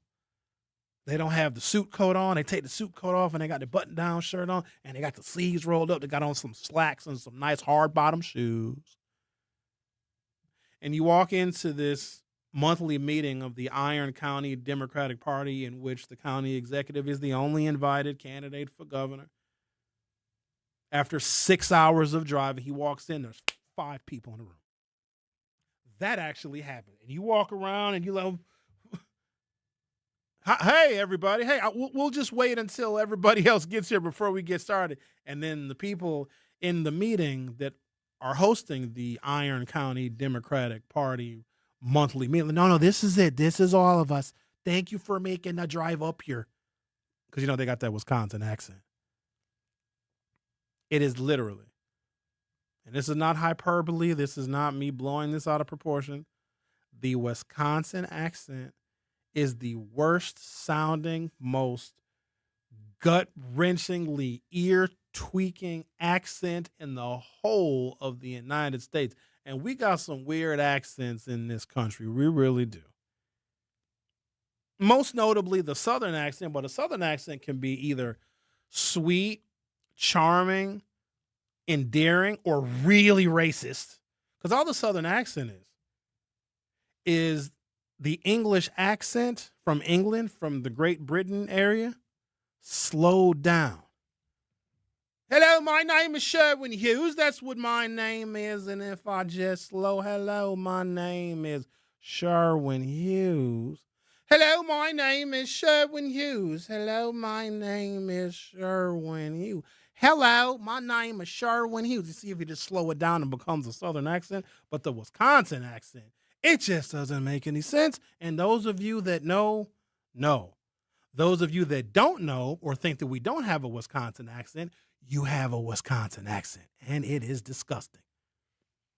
Just had to share that with you. It just bothers me when I hear it. When I travel outside of the state of Wisconsin, particularly outside of the Midwest, I don't want anyone to know or be able to guess where I'm from based on how I talk. Because if they find out I'm from Wisconsin, because they hear a little twinge of the accent, which I try very hard not to have. I don't want them to say something stupid like, oh, they got black people in Wisconsin. You know how offensive that is? Where are you from? I can't tell by the way you talk. Oh, I'm from Milwaukee. Sometimes they don't even know where Milwaukee is. I mean, I think they know now more than some years past, because before, some years ago, nobody knew what Milwaukee was. What? Milwaukee? What's that? Laverne and Shirley? Happy Days? They have black people in Wisconsin? And I'll say, well, of course. They have black people in Milwaukee? I said, too many, actually. It's a lot of us here. But we're only in certain areas. There's whole parts of the city of Milwaukee where you ain't going to see a single black person. It's crazy. But then 2 miles away, you won't see a white person. Among the rest of the 7-candidate field, which includes Milwaukee County Executive David Crowley, former State Department of Administration Secretary Joel Brennan, State Senator Kelda Roys, and former CEO of the Wisconsin Economic Development Corporation, Missy Hughes, no relation, no one of them polled above 5%. Barnes at 26, Hong 22, Rodriguez 15, Crowley 5, Royce 4, Brennan 3, Missy Hughes, no relation, 2%, and 18% of the voters in this particular poll conducted in May are undecided. This May poll follows another similar poll conducted in March. The two candidates on the rise over the 2-month time span are Francesca Hong and Sarah Rodriguez. Both candidates have increased their overall vote share numbers, with Hong rising from 14 to 22% and Rodriguez from 11 to 15. At that same time, Mandela Barnes's numbers declined from 32 to 26%. No other candidate polled above 5%, with only minor shifts for Crowley, Royce, Brennan, and Hughes, no relation. The number of undecided voters also decreased from 30% in March to 18% in May. So as time goes on, voters are starting to pay more attention. So I'm wondering if one or two scenarios is going to happen. We're going to have to figure this out, because Milwaukee Black Media and 101.7 The Truth and I suppose I can call them our sister station, WNOV, and also our print media component and online media component, the Milwaukee Courier, will be heavily involved in talking about and discussing the issues in the upcoming August 11th Democratic primary for governor. Either Mandela is backsliding, and as time goes on, more people are listening to and responding to and rating favorable Francesca Hong at the expense of Mandela Barnes, or Mandela Barnes can maintain his lead and his superior name identification into and through the August 11th primary. The way I see it and the way I handicap it, it's going to be one of those two. It will be either Mandela or Francesca, which poses a bit of a dilemma. This is not about my personal feelings about a particular candidate. It is about who can actually win. Because if I interject my personal feelings, then, well, I'm going to sound biased. I have explained in detail my very long history with Mandela Barnes, with some of that history being actually very positive, and some of it not so much, because I have seen him far too often on the opposite side of an issue that I know is important to black people. And let me do a little side note on that. When there are issues that poll very high and very well with the African-American community, then we expect black elected officials to legislate on that issue that is popular to us. That's one of the many things we expect them to do. If they know that, I don't know, creating jobs and removing lead water laterals is something that polls high amongst African-American voters that supported that black candidate and turned them into an elected official, then we expect their legislation to be reflective of the sentiments of the people that put them in office. But when you have a particular sentiment in the black community where we rate this issue really, really high, but then our black elected officials don't elevate that issue and don't create policy or at least address the issue, that's a problem. Because we already are having our voices diminished. If you look at what redistricting has done to some black congressional districts all across the nation, our voices are actually being diminished. At the same time, we are gaining more political prowess. It's horrible, right? So when we get African-American elected officials, we expect them from their perch of being a policymaker to address some of the issues that are very important and meaningful to the black community. And when they don't do that, it's really, really hard to support them. Now, I can explain that 6 ways from Sunday, and some people will only hear it as, oh, Sherwin, you just don't like Mandela. It has nothing to do with whether I like him or not, because you can like a whole bunch of stuff that's bad for you. And at the end of the day, it's still bad for you. Or you can dislike something that's very good for you. Like, I don't know, eating healthy. When was the last time one of y'all ate a string bean? See, exactly. In fact, the last time I think I ate a string bean, it was tempura. It was fried. It was good, though, but it's still a string bean. It will be exceptionally difficult, and I haven't quite figured out. I'm going to need until August 12th to figure out how I'm going to do this. If, in fact, Mandela Barnes is the Democratic nominee, how am I going to forget all of the mistakes and the missteps and all of the policy misalignments that he has done consistently throughout his political career? And also, he listens to the wrong damn people. How can I just push all that down and choke all that down and tell you all in good faith and in good conscience to vote for him anyway? That's hard for me. You know what? The thing about this job, it gets harder and harder for me to lie, which is a wonderful, wonderful thing, because if I say even any part of a mistruth, y'all gonna fact check me, you gonna Google it, you gonna chat GPT it. I can't say nothing wrong. And it also just kind of imprints on the rest of my life. And it's very hard for me, if I believe one thing in my soul, in my heart of hearts, it's hard for me to tell you all to do the opposite. But I also know that we can't have Tom Tiffany as governor. And I know somebody's going to say, oh, Sherwin is the lesser of two evils. But it's never that simple, because I know that he listens to the wrong people. And it's not always us. And the way his campaign has been going, he's making peanut butter and jelly sandwiches all over again. I don't know why the Democrats have this like a obsessive adherence to stuff that doesn't work. Trans rights will overtake black voting protections in a second. They will appeal to the smallest share and the lowest common denominator over their base, because they think, well, the blacks are going to vote for the Democrats anyway. I don't know if it works that way. I think more black people are completely content to stay home and just focus on our local elected officials. Some of y'all really don't care what happens with the governor's office, but you're more concerned about what happens at Midtown because that's right in your backyard. Some of you are more concerned, instead of voting for the Wisconsin state senators or the state assembly reps, you are much more likely to vote for your alderperson or your county board supervisor because of kitchen table issues you see when you look right out your window. Now, a lot of these things are interconnected, but I could see a lot of people saying, you know what, I'm not messing with that governor's race at all because I don't like any of the candidates. I can see that. And then how do I convince you otherwise? I mean, I try. Francesca Hong represents another difficult problem, because this same group that is imposing itself in a very disrespectful way into the Midtown discussion about the computer facility, they're aligned with Francesca Hong. Like, those are her people. The Party for Socialism and Liberation and gay rights and queer rights and trans rights. And I don't care if them people have rights or not, but their rights shall not supersede ours. And any rights that they received is because they used a blueprint laid down by the civil rights movement where a lot of our people died. Now, some of their people died too, but our people have been dying for a lot longer.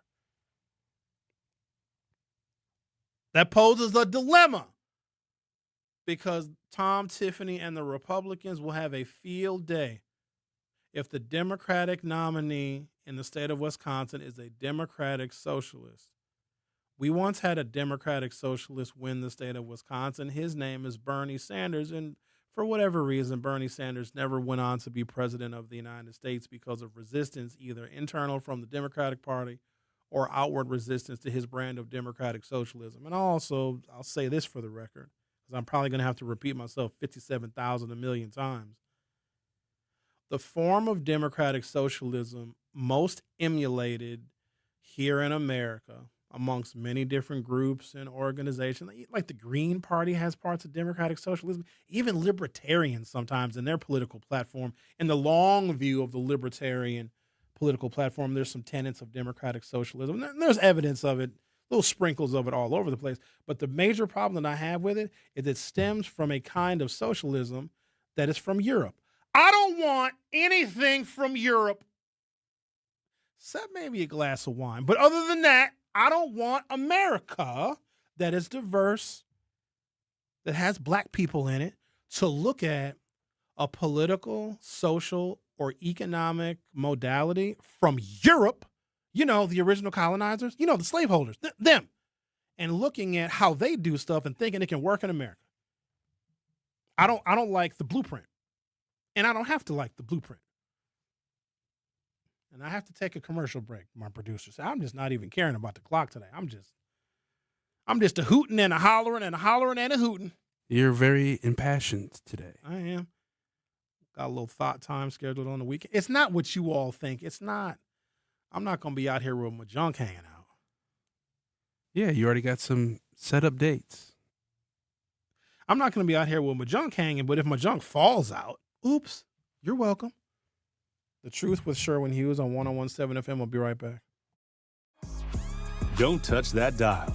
The Truth with Sherwin Hughes will be right back on 101.7 The Truth, The Truth app, and 101.7thetruth.com.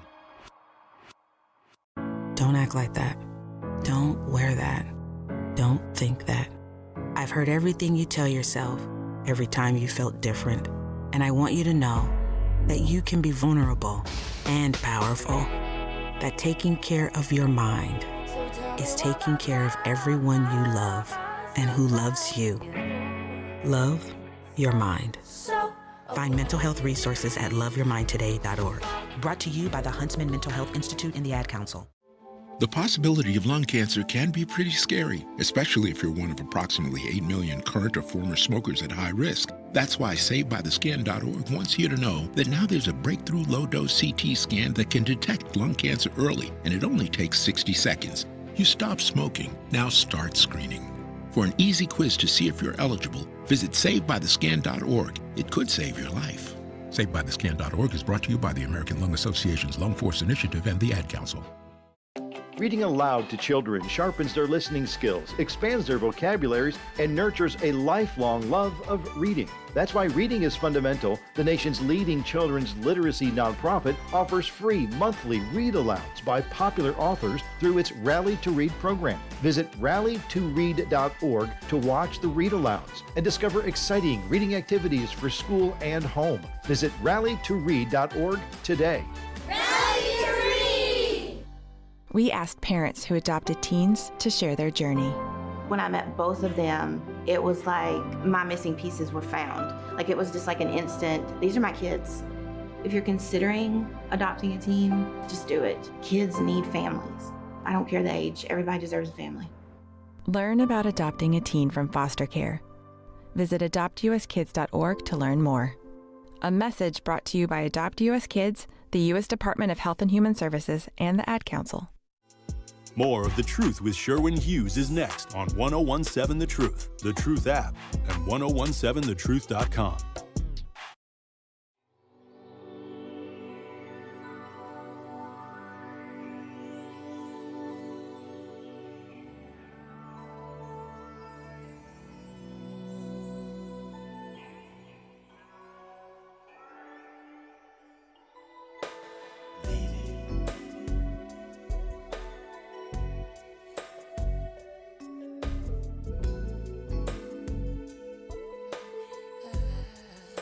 I'll admit, I don't know what this song is.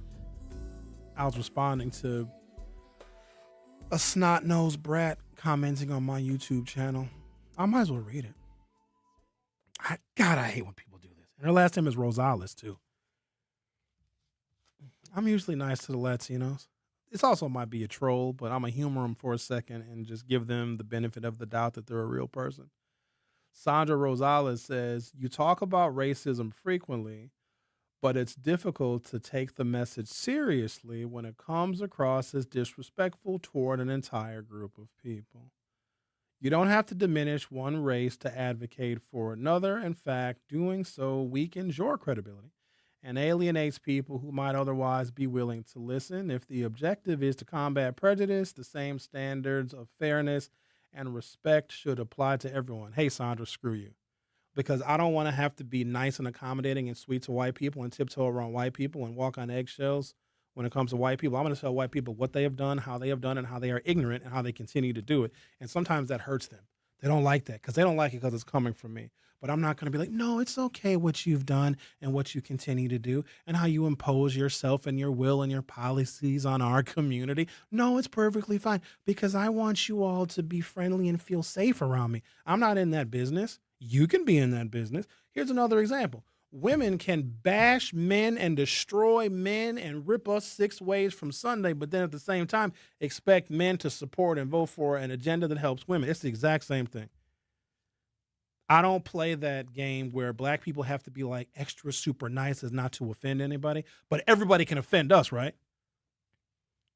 Now, there are other places and spaces where you have very respectable black people that are very nice and they pull their pants up and they speak the King's English. And I want everyone to love black people. And so what I'm going to do is I'm going to emulate the respectability politics and hope that they see something good in me and they come and they join the black struggle. No, they're not. So you might as well be unapologetically yourself, because why should I or any of us have to change who we are and change our thoughts, feelings, sentiments, and our emotions based on our life experience to accommodate an oppressor? You're insane. Well, I just don't do that. Now, there are places you can go because I know that I'm not everybody's cup of tea, nor do I want to be. In fact, I'm not even tea. I'm liquor.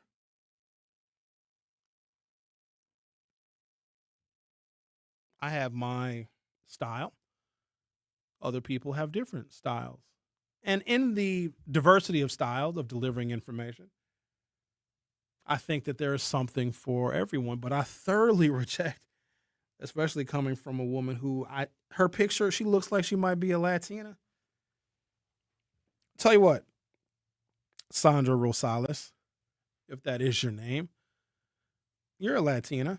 Try being really super duper nice to an ICE agent. Don't threaten them. Don't intimidate them. In fact, hide or mask your Latino or Latina accent and see where that gets you.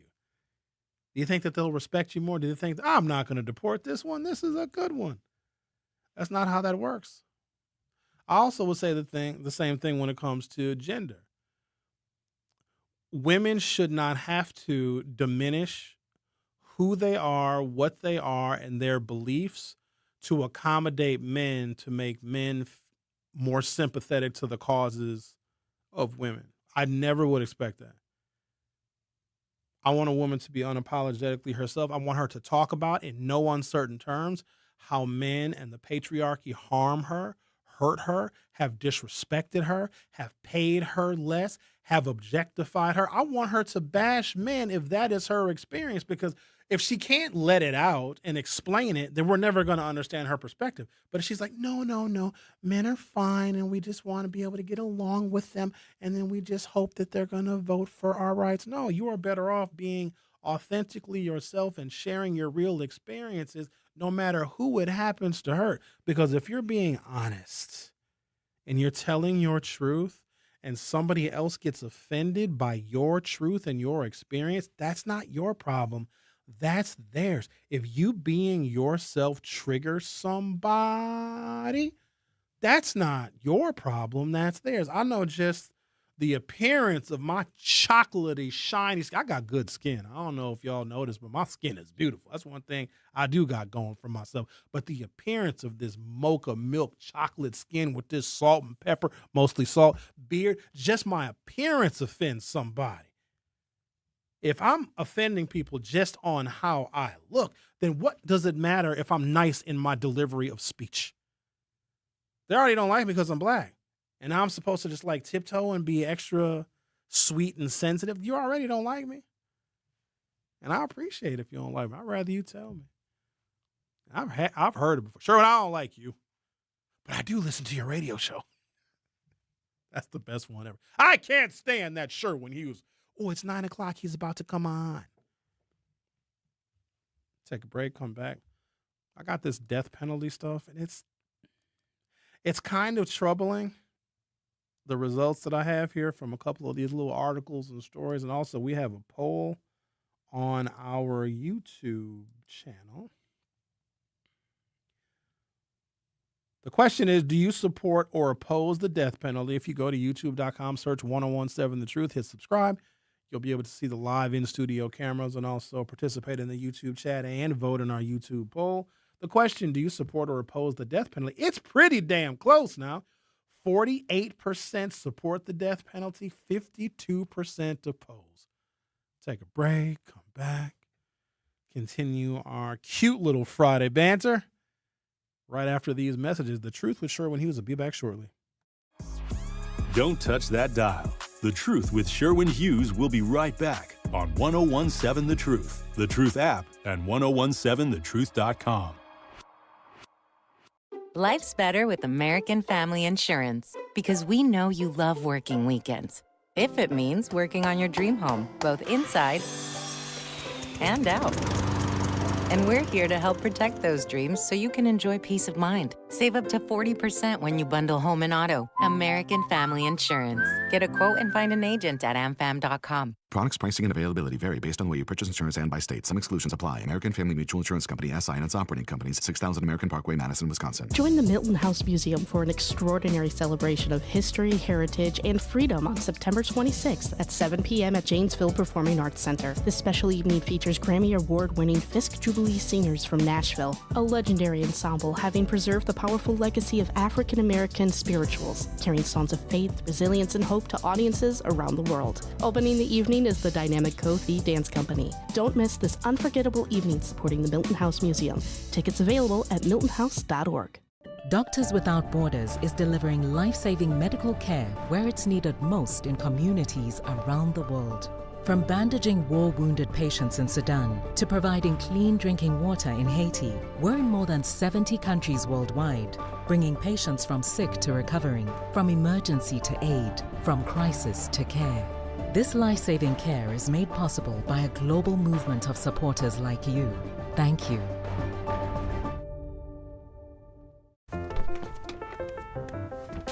Mommy, can I sit in the front seat just this one time? Please, please, please. No, not yet. But why? Because I love you, and you're just not ready yet. Now, get in the back so I can get you in your car seat, please. Putting your kids in the right seat for their age and size is an act of love. Check that your kids are in the right seat at NHTSA.gov/the right seat. Love protects. A message from NHTSA and the Ad Council. In sitcoms, when someone has a problem, they just blurt it out and move on. Well, I lost my job and my parakeet is missing. How was your day? But the real world is different.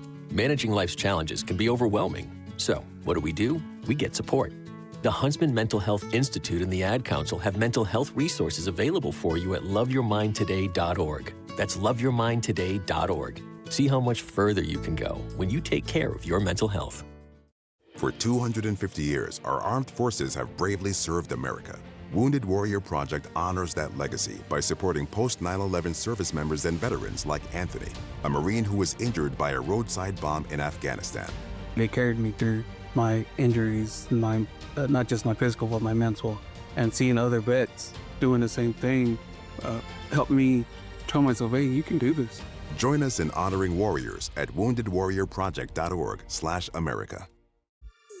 This is The Truth with Sherwin Hughes on 1017 The Truth, The Truth app, and 1017thetruth.com.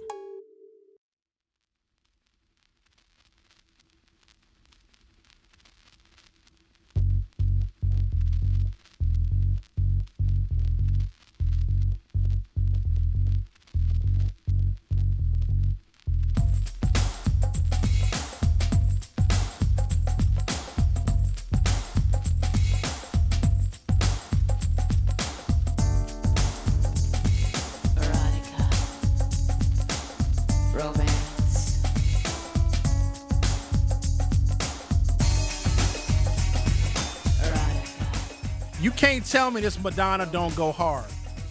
It does. Back when Madonna was something else. She came out with a book with naked pictures in it in the 1990s. She was naked. Did you buy it? No, but several people I knew had it on their coffee table. It was really expensive. It was a bunch of black and white erotic photos. You know, she used to date Dennis Rodman. And by date, I think you know what that means. Tupac as well, right? Probably. Madonna probably loved BBC. And I'm not talking about the British Broadcasting Corporation. She looks like it. They all look like it. All right, let's turn that off for YouTube. Gives me a copyright infringement. What are you guys talking about in the YouTube chat? Mostly dominated by Linda. Linda got time today. Prosperity 555 says they thought the same thing about Zorhan Mamdani, yet he won. Times are changing, and I think people are as well. I think Francesca has a really good shot. Oh, 100% she has a really good shot, but can she create policies that the Democratic Party are going to agree with? Francesca Hong is just, if she gets elected governor, okay, we got to keep in mind what the governor can do. Now, the governor does have some latitude over, let's say we receive a chunk of federal money. She has some latitude and authority to direct that federal money without influence from the legislature. She also would have the power to do this thing called line item veto. So when the big old budget comes out, the biennial budget, I don't know, $60, $70 billion state of Wisconsin budget, she can cross out words and letters and form new sentences. So the Republicans can put together a budget, and she can change the structure of the sentences in the budget. So the Republicans will say, we won't have allocations of money to Milwaukee. She can change won't to will. So there's a significant amount of power. But when it comes to actual legislation, she can either sign it or veto it. And she'll have her policy ideas, and I'm sure she will be working with the small but growing Democratic Socialist Caucus in Wisconsin's state legislature. But they're only a couple of people, and will their policies be popular enough with the other 60 Democrats that are in the Wisconsin state legislature, including Democrats that represent way far outstate, up north, very moderate, very centrist Democratic voters? That's tough. I could see her doing something like, the state of Wisconsin stands for Palestine. Great, but no one is going to pass a law saying that we stand with Palestine. So I'm not saying that she doesn't have a shot. Absolutely she does. But also, will she be able to work with the legislature, including Republicans, to create policies that move the needle in Wisconsin, more specifically Milwaukee? Because I can't be concerned about other parts of the state because they're not really all that concerned about us. Do you think that I lose sleep at night because Eau Claire needs to pave several of their roads? I do not. I just don't. I care about the city that is the biggest, that is the most diverse, that generates the most revenue. There are more jobs here. There are more hotels here. There are more homeowners here. There are more incomes and income taxes here. I'm concerned about this place. And you can vote for somebody that you like. And a lot of people do because they don't know any better. They vote for the person they like. But what if they literally do nothing in office and your life gets worse? Inflation continues to eat you up. Jobs are still disappearing in your community. You then tell me, what good is it to vote for someone that you really, really like, but your life is crumbling because of a lack of policy support? This is not about who we like. That's low common denominator stuff. I'm going to vote for the person that I like. But what if they suck? Ladies, you might really like that guy. You like him a lot, but he's terrible. He's lazy, unmotivated. His shoes are dirty. His fingernails are gross. And he's married. But man, oh man, is he a charmer. You like him, but he just ain't no good. He's not challenging you. He's not assisting you. He's a very bad partner. Fellas, this goes for us too. I know that I have liked my fair share of absolutely no good women. In fact, sometimes I think I like no good women better than the ones that are good for me. The good ones are too boring. Sherwin, we probably should spend some time at the library checking out reference materials and doing research the old-fashioned way. No, I want to go to the strip club. No, that's not a good idea. We probably should be much more productive with our time and put together a bunch of policy outlines and strategies that we can shop around to the different political parties and special interest groups. No! I want to go twerking on cars. You know what I mean? Like, the woman that's good for me is just boring. Sherwin, I think that you need to get on the treadmill and run a couple of miles. I want to go to Bastille Days and get drunk and pass out on the sidewalk with my wiener out. I'm kidding. Relax. My wiener's not going to be out. But if it falls out, you're welcome. I'm just flirting with cancellation. I swear.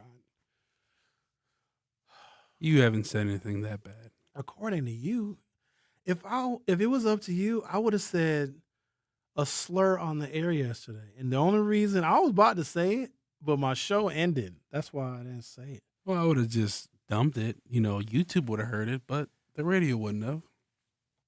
Yeah, but then somebody would go back to the YouTube video and they probably record it. And then I got to be very careful what I say because I know that I can be offensive.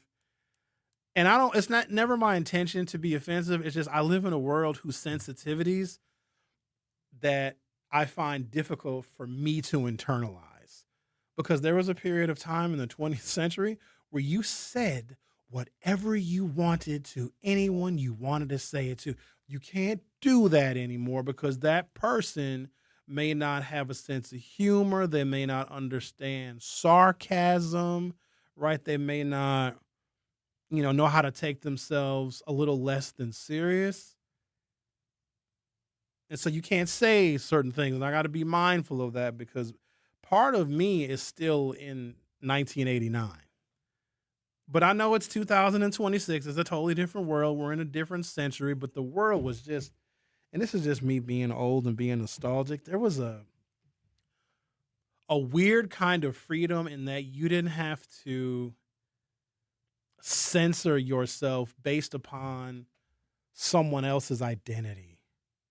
You didn't have to. People are just like, oh, he uses that word or this is how he talks. Oh, I can either be involved with this person or I cannot be involved with this person. But I think the other big difference is now our politics have become our personalities.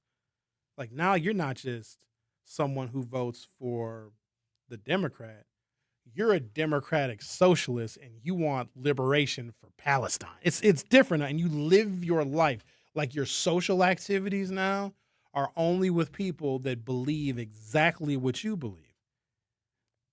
There's this thing called group polarization. It is a social psychological term. And group polarization is if you ask a conservative or a liberal to make a decision, they'll make a decision.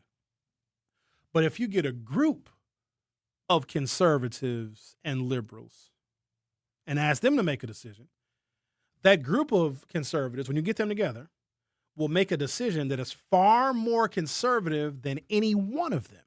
Same with the liberals. You have one liberal person, they're left of center, they have an understanding of policy in the working class and want fair wages and they're anti-racist, okay? And they'll make their decision on whatever the issue is. But if you get a bunch of them together and you ask them to make a decision, like 10 of them, the decision that they make is far more liberal than any one of them, and that is what you have playing out in American society. So when we coalesce around political parties, they naturally get more extreme because our groups polarize.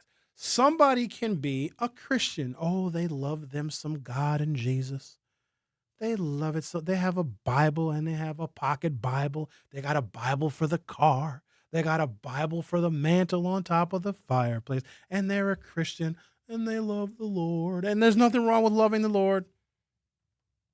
But if you get them together with a group of Christians, now they can become evangelical and want to kill sinners. You know what I'm saying? You're listening to The Truth with Sherwin Hughes on 101.7 FM. I'll be right back. Don't touch that dial. The Truth with Sherwin Hughes will be right back on 1017 The Truth, The Truth app, and 1017thetruth.com. Make your home and family safer by properly getting rid of nasty chemicals and fire hazards. MMSD's Home Hazmat program offers 3 drop-off centers that are open all year long. It's fast and easy. You don't even have to get out of your car. And it's free to visit a drop-off. Lithium-ion batteries, old gas, propane tanks, they take all of that and more. For a list of things you can and cannot bring, locations and hours, go to MMSD.com. Milwaukee County residents only. No businesses. In the United States, a vehicle is stolen every 31 seconds, about as long as this message. Luckily, you can take a few easy steps to protect your car in the same amount of time. Remove your valuables, roll up your windows, don't leave your car running unattended, lock your doors, and take your keys or fob. If you have information about a crime, call the police. If you suspect insurance fraud, also call 800-TEL-NICB. A public service message from the National Insurance Crime Bureau. I always had to be so good, no one could ignore me. Carve my path with data and drive. But some people only see who I am on paper. The paper ceiling, the limitations from degree screens to stereotypes that are holding back over 70 million stars. Workers skilled through alternative routes, rather than a bachelor's degree. It's time for skills to speak for themselves. Find resources for breaking through barriers at tearthepaperceiling.org. Brought to you by Opportunity at Work and the Ad Council. I'm Chris Jakimick. I served in the United States Air Force and I deployed 3 times. So in 2017, I was serving as an Air Force First Sergeant. Our motto in that role is my job is people, everyone is my business. But unfortunately in that year, I would lose my own brother, Lance Corporal Adam Jakimick, to suicide.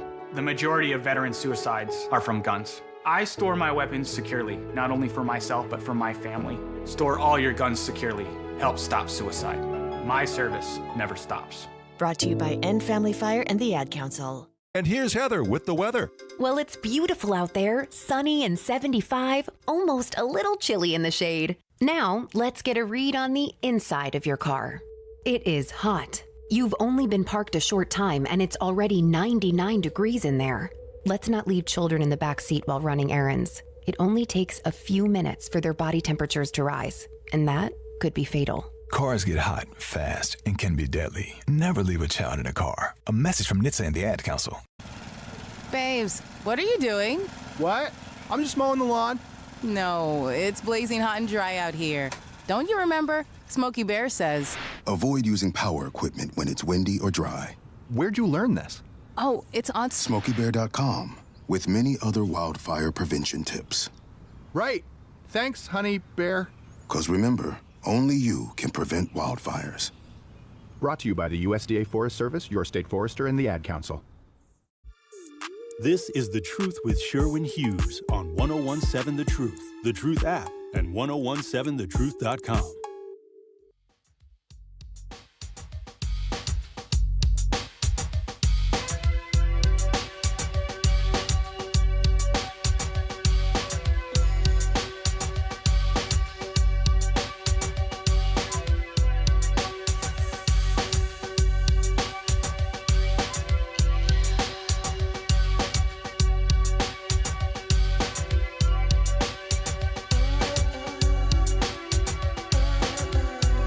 Kiss you in Paris.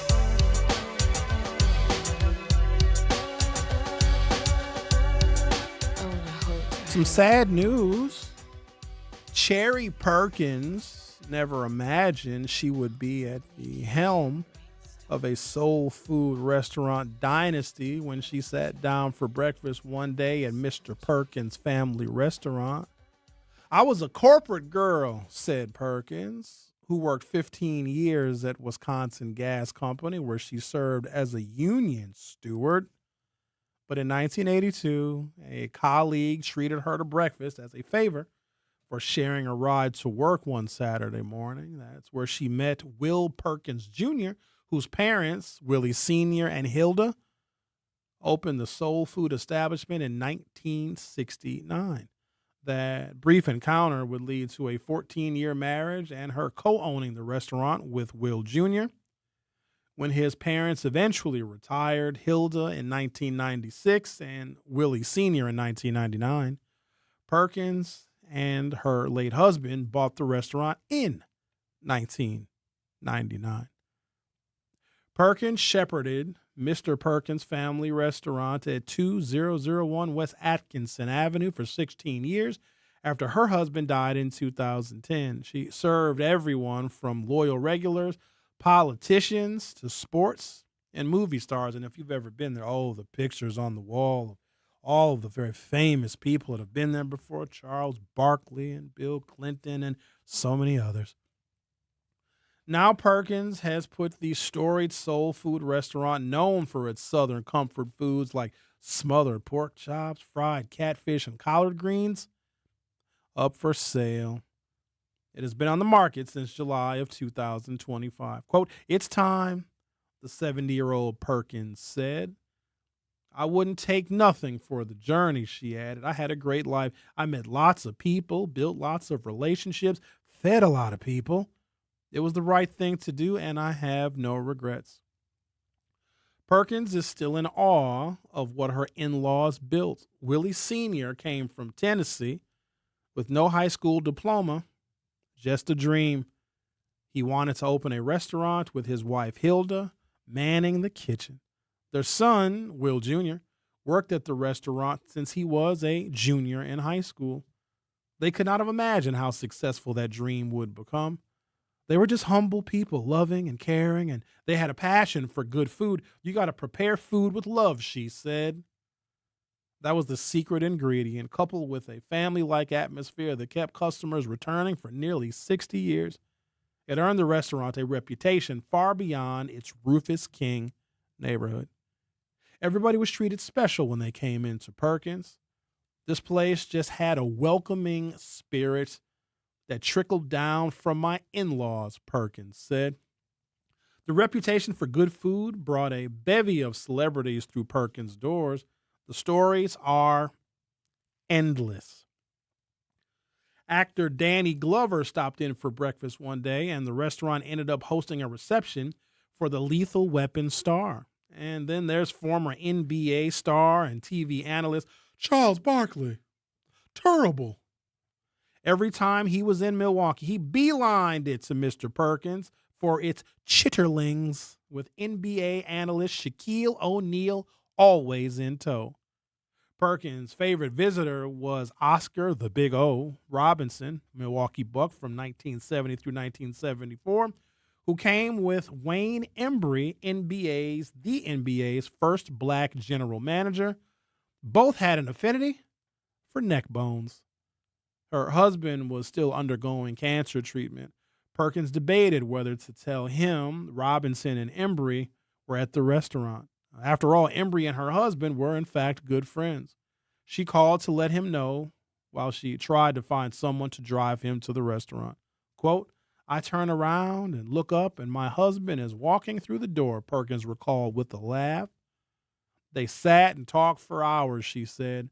But when she got home, her husband teased whether she gave them enough neck bones. "That's my favorite story of all time," Perkins said. "No matter who walked through that door, Jesse Jackson Sr., Michael Jordan, or Tom Brokaw, everyone was treated and fed well. That's the beauty of what was created here," Perkins said. Perkins left her corporate job in 1996, the same year the couple were married. A year later, she became her husband's business partner. Perkins worked more behind the scenes as a paper pusher doing the books. "That was my role for quite some time. I wasn't involved in the day-to-day activities," she said. "That changed when her husband was diagnosed with cancer in 2009. She had to be more hands-on. Quote, "I know how to cook. I've never done the type of cooking on the scale of the restaurant did," she said. She learned to work the grill, watching her mother-in-law and gleaming what she could from the restaurant's then 3 cooks. Most of what she learned about running the restaurant came from her husband. His sage advice was, follow the recipes. But her challenges were ahead. People, even staff, doubted whether Perkins could keep the restaurant going. She did. Even when her husband underwent chemo, the restaurant never closed, operating a 12-hour, 6-day-a-week schedule at that time. The ship went awry when he died, Perkins said, noting her husband had the urge to sell. She didn't. He was really mad. He was ready to divorce by then, she said jokingly. I didn't think it was time to let go, Perkins added. I knew I had something else to do on this journey. I don't think it was by happenstance that I ended up in this business. Tough conversations with staff followed. Several left. The restaurant at that time ran 2 shifts. She cut it down to 1. Now the restaurant has limited operating hours, only serving breakfast Thursday through Saturday, but it's still packed. The restaurant marked its 50th anniversary in 2019. It was a major milestone for a business. Most fail within a couple of years. Perkins said it was very important to recognize the legacy created by her late husband and his parents that made the decision to sell somewhat bittersweet. She knows her husband would be happy with the decision. Running a successful restaurant, she said, is hard work but rewarding. Perkins hopes the new owners are just as passionate as she about serving the community and delivering good food. Quote, that's my hope and my prayer for the buyer or new entrepreneur, she said. Perkins, who will continue to operate the restaurants until it is sold. The Truth with Sherwin Hughes will be back for hour 3. Don't touch that dial. The Truth with Sherwin Hughes will be right back on 1017 The Truth app, and 1017thetruth.com. Educators Credit Union is more than a place to manage your money. They're where your financial possibilities take shape. They're more than transactions. They're conversations about your financial goals. More than numbers, they're community advocates who support free, local events that are accessible to all. They foster community because we are stronger together. Educators Credit Union is people helping people. Become a member at ECU.com. Insured by NCUA. Membership eligibility required. I walk on the shoulders of giants who have come before me. I am grateful for those who changed yesterday. But I live in today. And I pledge I will help shape tomorrow. Milwaukee College Prep Scholars honor Black History Month not just during February, but each and every day they walk through the door, preparing for a better life for themselves and the world around them. Enroll your scholar at MilwaukeeCollegePrep.com. When a warrior faces adversity, he fights through it. He finds a way. Freedom isn't free. Rolling strong. Belief. Believe you can, and you will. Wheelchairs for Warriors provides mobility solutions to veterans and first responders injured in the line of duty. Join the mission and visit wheelchairsforwarriors.org. Here's the deal. We gotta set ourselves up. See, retirement is the long game. We gotta make moves and make them early. Set up goals. Don't worry about a setback. Just save up and stack up to reach them. Let's put ourselves in the right position. Pre-game to greater things. Start building your retirement plan at thisispretirement.org. Brought to you by AARP and the Ad Council. For 75 years, the Muscular Dystrophy Association's voices have thundered through the halls of Congress. For 75 years, we've willed the impossible into existence. For 75 years, the MDA community has pushed the science, shifted the narrative, and established the field of neuromuscular medicine. And until that day, when this is all a thing of the past, you couldn't stop us if you tried. Join us and celebrate 75 years of breakthroughs at MDA75.org. You can't buy a best friend. You can love them, walk them, pet them, and care for them, whether they want you to or not. You can take a picture or 50. You can fly to the moon, travel the world, or just stay in bed. You can't buy a best friend like that, but you can adopt one.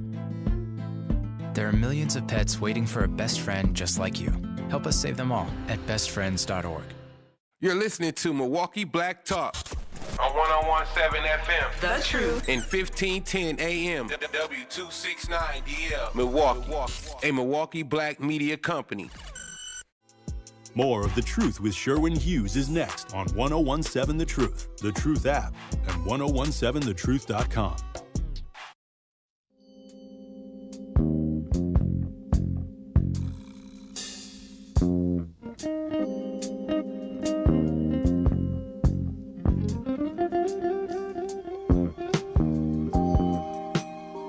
Hey, yeah. Welcome to hour 3 of the truth with me, Sherwin Hughes. Ooh, we gonna take you on a ride today. A journey unlike any other adventure you have ever been on your entire life. We're gonna go through policy and politics and all the things that make life worth living. Amen. Yeah. I could be a quiet storm DJ. Totally could. I agree. Thank you. You're very supportive. Yeah, that's what I'm here for. You're like my black man version of Liz Brown. Everybody needs a Liz Brown. I am like the angel on your shoulder. And the devil too, though. No. Yeah, Sherwin, say it. Yeah, say it. I bet you won't say it, Sherwin. Yeah, don't worry, Sherwin. I got the dump button. Say it. Because I don't really need a lot of convincing to do something bad. Yeah, I mean, I don't think I convince you to do anything bad. I think I just give you, like I said, I give the people the Sherwin that they want. In the years I've been doing this, I've been taken to the woodshed a couple of times. Yeah, a couple of times and usually when I say it, immediately I know, I'm like, oh, this is not going to be good. Somebody's going to have something to say. I've only received, I shouldn't say that. I received complaints, I guess. No, only one, like I remember a lady wrote a letter. In my WNOV days, I was worse, I think. I was more unfiltered. I think I'm starting to return to my lack of filter, but back then I was all over the place I didn't care about political correctness, none of that. And I remember a lady wrote a letter, and you know how mad somebody has to be to hand write a letter? She didn't email it. She didn't call and leave a voicemail message on the voicemail of WNOV. She wrote a handwritten letter to me about how incredibly offended she was at something that I said. And I had to have a level of respect for that because, like, I'm going to hear this lady out. If I offended you to the point where you're going to get a pen and a piece of paper, and it was long, Jack. It was like 4 pages front and back. And so I read the letter, and of course I read it on air. You know what it was? And it was a white lady from like either the East Side or River West. Okay, you know the covering that Muslim women wear, is that a hijab? Burqa? A burqa. Okay. I don't know what point I was making, but I didn't call it a burqa because I couldn't think of the word, but that was not the point of my story. I think I was just describing something involving a Muslim woman, and I was describing what she was wearing. And this lady writes a 4-page complaint letter because of this thing that I did. I'm about to tell you what I did, okay? I didn't know it was called a burqa, or I couldn't. Right now, I just said it was a hijab, right? So I was wrong yet again.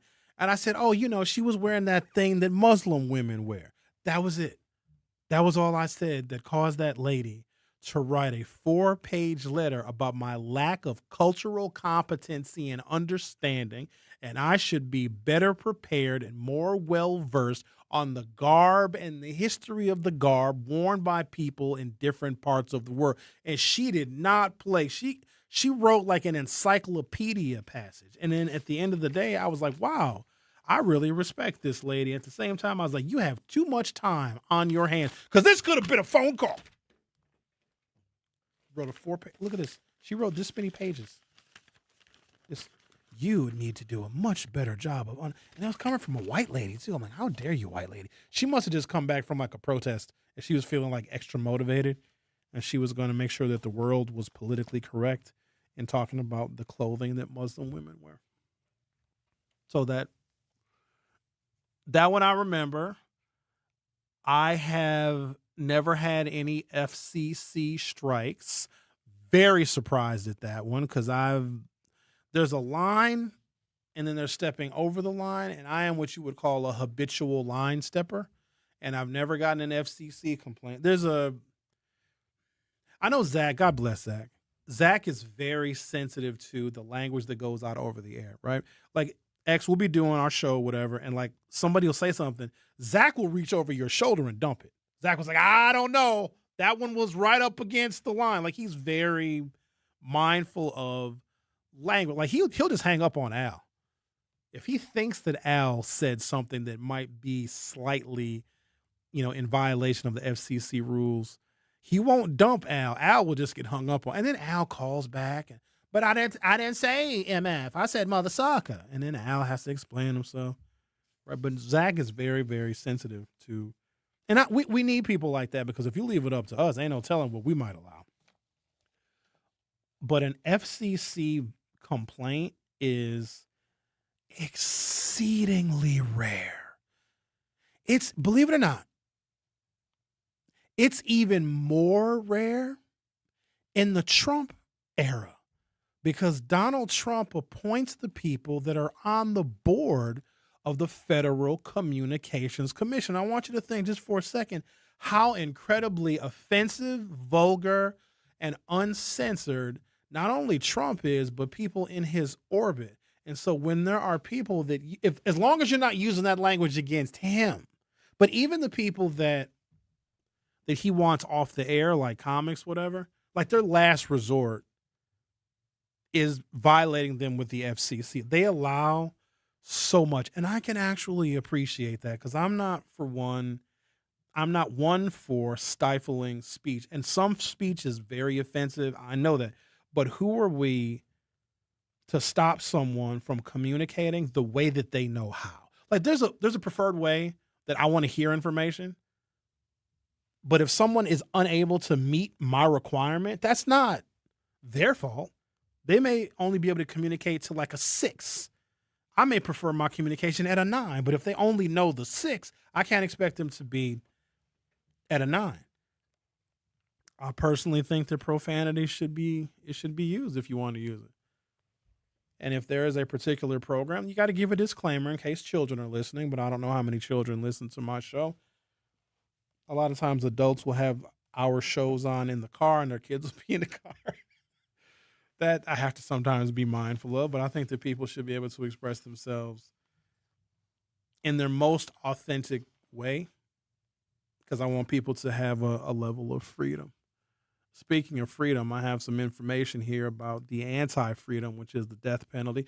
Full disclosure, ladies and gentlemen, I am not in favor of it.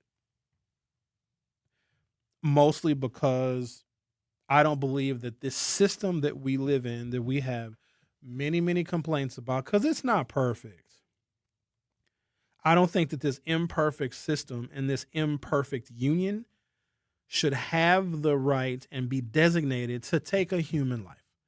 Now, I know that it's the people actually that commit the death penalty. When I say commit the death penalty, you live in a state that has a state legislature and has a governor that has created a bill signed into law that permits the death penalty. And the people in that state vote for those representatives, and you vote for that governor that signed the death penalty bill into law. So the people of a particular state or region may want the death penalty. I do not. And if it were a ballot referendum question, should we bring back the death penalty in Wisconsin, I would vote no. A little bit of history for you. Only one person has been executed under Wisconsin's death penalty law, because we got rid of our death penalty in Wisconsin in the 19th century, and it was a white fella. Go figure. You would think it'd be a black person, but it was not. The state should not be authorized to play God. That's just my opinion, because I know that there are innocent people who have been accused and have been convicted of a capital offense, and they are innocent. They may have been convicted before DNA evidence, before body camera footage, before surveillance camera footage. Do you know how many people are exonerated because of all these cameras that we have? Now, I'm not crazy about living in a surveillance state, because for the majority of my life, there was no surveillance state. You could be in public and you weren't photographed at all. You weren't on somebody's digital camera. You weren't on somebody's Ring doorbell. You were just out in public, just in total digital darkness. And it was a luxury. We didn't know it at the time. Now, everything you do, everywhere you go. And then some people have the nerve to say, you can't film me if you're in public. Yes, I can. There is zero expectation of privacy when you are in public, and I need y'all to understand that. Somebody can put a camera directly in your face, and you can threaten to call the cops all you want to. It is not illegal. Now, I understand someone's privacy being violated, but when you're in public, smile. You're on candid camera. But at the same time, those cameras, especially body cameras, have exonerated a lot of people. And I also think it keeps police a little bit more honest. Not completely. Body cameras really became a thing during the Obama administration. You saw more federal grants and more federal funding, including like a $750,000 grant that we got in Milwaukee, probably after the killing of Dontre Hamilton, where more police officers were receiving and were required to wear body cameras. And I think that softened the police up a whole lot. I used to report on an incident of police brutality or the shooting of an unarmed black man by the cops, I swear, at least once a week. Now, it would be all over the country. It wouldn't be in Milwaukee or Wisconsin once a week, but something was happening in Chicago or in Portland or in L.A. or Eric Garner in New York or Trayvon Martin down in Sanford, Florida. It was something, I promise you, every single week. Since then, not a lot. It ain't, because officer-involved shootings always rise to national attention, especially when the person is black, when the victim is black. There hasn't been a lot of them, has it? These cops are like, I'm on camera, I'll let his ass live. I think some police are just like, I'm not even going to chase dude. I think policing has dramatically softened, and I don't know if that's a good thing or a bad thing. Let's talk to someone who has opinions on both good and bad. Hi, Al. How are you? I'm doing fine. What I was going to say, with this administration, we know they done passed some STDs and put off a few pH balances, especially if you're snorting devil's dust off a toilet seat, okay? Moving forward, what I would like to ask of you is, when you're thotting this weekend, please go hard. Yes, sir. I want you to go hard like you trying to catch a disease. Hey! I want you to go so hard. I want you to go so hard that you had to put on some hoochie daddy shorts because you was moving so quick and fast that you didn't have time to pull them down. All you did was lift one pants leg up and say, watch it grow like Pinocchio nose, okay? What I'm going to ask you is, make sure you take your cherry juice and your cranberry juice to raise your pH balance, because sometimes you might be itching downstairs and you might think you got gonorrhea or chlamydia, but it's just your blood is fighting the other DNAs, because it's only 4 DNAs. And also, you cannot thought on the executive level. So you might have to get you a trap, or maybe get you like a short booty Cadillac or a Lincoln when you trap, because see, most people will blow your cover if you try to trap on the executive level. You don't want to be too flashy when you thotting too hard and heavy. And whatever you do, don't thought in the same place where you kick it. Never take them to your house. Never take them to a hotel within the city. Take them to one of them places where it's $32 for 2 hours so you can get in and get out, because when it's good, they don't talk. But when they get angry, they'll blow your cover. So all I'm saying is, when you thought with a purpose, okay? And when you do thought, make sure you thought with no drawers on, because you got to be easy access in and out. And those are the laws and lessons to thoughtism. Have a great day, and make sure you go hard and heavy. And give yourself in between times, Mr. Hughes, when you thoughting. Because, sometimes you got to get that yang back up after it releases itself. And then by Monday, you will have the 7-day glow. It's good for the body. Thank you, Al. All right, you have yourself a good one. Okay, Bye-bye. Bye-bye. Clip that. Cranberry juice, cherry juice, hoochie daddy shorts, lift one pants leg up, no draws ever. Short booty Cadillac or some kind of a trapper, because I don't want to get my cover blown.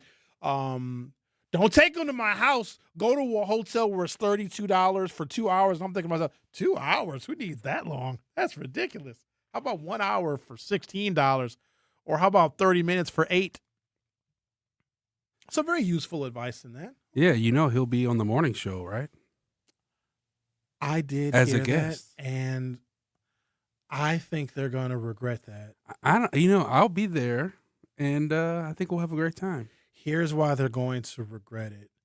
Because they will see how immensely popular Al is. He is Al is the most popular personality on 101.7 The Truth. good or bad, famous or infamous, he is the most popular. I told you, at my events, there's a line of people, men and women, to meet him, taking photographs with him and stuff. We went to our first one we did at Gibraltar. I was outside greeting folks and talking to folks. And I walk in the spot. I see a orderly single file line of people. And they weren't lined up to get a drink at the bar. Like, they were in order, like military. I was like, oh, these people are here to see me. I'm like, hello, everyone. Sherwin, have you met Al yet? I was like, huh? And they pointed to him. And then, like, he had, like, a glow around him. Like you know how you hear, like, the angels say, oh. I think that was the first time that I met him. He looks nothing like he sounds. Nothing even remote. You wouldn't even know that it was him based upon how he looks. But no, there was a line of people to meet Al. And so I will be listening when he's on the morning show, but I can't have him on my show because wouldn't nobody even want to hear from me. Like, Al is going to get phone calls. If the morning show has him on, they're going to be asking him questions. Well, Homer's going to make it happen, so I think it'll be a great show. He and I had talked last year about, because this whole podcast thing that I'm doing now on YouTube, the original idea was because Al was taking a lot of heat with a previous management we had at 101.7 The Truth. Like, they didn't like him and they didn't want him calling in, whatever.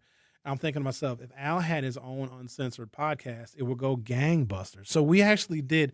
Al, I still have a couple of episodes that we recorded. So we did a couple of, like, mock episodes of, I have them recorded because we were just, like, testing, you know, lighting and sound. And we went through a couple of, like, segments and topics. I still have them. I won't release them because technically I'd need Al's permission, but it's what you would expect, and then a whole bunch of stuff you wouldn't expect, because one of the topics that we approached was dating advice. And could you imagine Al uncensored giving dating advice? You heard what he just said about hoochie daddy shorts and lifting up just one pants leg, which is 100% something I would do. I would 100%. Yeah, I'd definitely tune in to hear some Al relationship advice, especially after he gave me that black man's Viagra advice. Oh, yeah. Yeah. Really anything with watermelon. Let me just tell you how black I am. I eat a watermelon a week. Like, at any point in time, if I'm at home and I need a little snack, because I take it and I cut it up, and I got a big bowl. I cut up my watermelon in little chunks, and I just go in. Sometimes I be in my, you ever open your refrigerator naked? Because I'm at home. I don't got to wear clothes. I go in the refrigerator naked and just reaching, watermelon juice dripping all down my body. Yeah, I mean, 80% of the time I'm at home, I'm naked. For some reason, you saying that is disgusting. When I say it, I feel like it's normal and regular, but it just sounds more dirty coming you're from too me. big and tall to be naked. Oh, yeah. It's too much of you. Like, you're too much of a person to be, you need to just put on some socks. Yeah, I always have my socks on. That's just, got to keep the toesies warm. I got to take a break. We got to talk about the death panel. They don't know what you look like either. Yeah, they don't. If y'all saw what he looked like, you imagine him naked with just some socks on, you'd be like, oh, that's not what I want to see on my Friday afternoon. The Truth with Sherwin Hughes on 101.7 FM. We'll be right back. You are listening to The Truth with Sherwin Hughes on 101.7 The Truth app, and 1017thetruth.com. Talking about guns with others might not always feel comfortable, but it could save a life. Here's a way to start a conversation. Your family is going over to your neighbor's home for dinner for the first time. How would you ask if there are any unlocked guns in the home? Hey, we're so excited for tonight. Before we come over, though, may I ask if there are any unlocked guns in your home? Our guns are stored securely, locked in a safe that the kids can't access. Awesome. Learn how to have the conversation at agreetoagree.org. Brought to you by the Ad Council. Wherever there's a need in our communities, there's a united way. Improving lives so everyone can thrive. Where more people can gain access to health care and nutritious food for their tables. Where more community members can benefit from financial education and get connected to local resources for housing support. And where children are given more chances to reach their full potential. Community is where we find our strength and where we share our hope. United is the way. Visit unitedway.org. Are people around me safe when I vape? Science does not support that belief. Exhaled vape emissions linger in the air, affecting indoor air quality and bystanders in the same space through secondhand exposure. Vaping emissions can also accumulate on clothes, hair, dust, and furniture, leading to exposure risks to bystanders of all ages. And vaping around a pregnant person can lead to serious health impacts on fetal and childhood development. Enough with the puff. Learn more at ul.org/vaping. My mom has decided to learn to paint, and she's good. My dad's now into creative cuisine, and I've already put on 6 pounds. Learning new things comes with age. My mom, she started forgetting my name and what we're talking about. Forgetting well-known things doesn't. Memory loss may be a sign of Alzheimer's disease. Early detection gives you and your loved one time to plan for the future. Learn the warning signs of Alzheimer's at 10signs.org. Brought to you by the Alzheimer's Association and the Ad Council. Don't act like that. Don't wear that. Don't think that. I've heard everything you tell yourself every time you felt different. And I want you to know that you can be vulnerable and powerful. That taking care of your mind is taking care of everyone you love and who loves you. Love your mind. Find mental health resources at loveyourmindtoday.org. Brought to you by the Huntsman Mental Health Institute and the Ad Council. The possibility of lung cancer can be pretty scary, especially if you're one of approximately 8 million current or former smokers at high risk. That's why SaveByTheScan.org wants you to know that now there's a breakthrough low-dose CT scan that can detect lung cancer early, and it only takes 60 seconds. You stop smoking, now start screening. For an easy quiz to see if you're eligible, visit SaveByTheScan.org. It could save your life. SaveByTheScan.org is brought to you by the American Lung Association's Lung Force Initiative and the Ad Council. More of The Truth with Sherwin Hughes is next on 1017 The Truth, The Truth app, and 1017thetruth.com.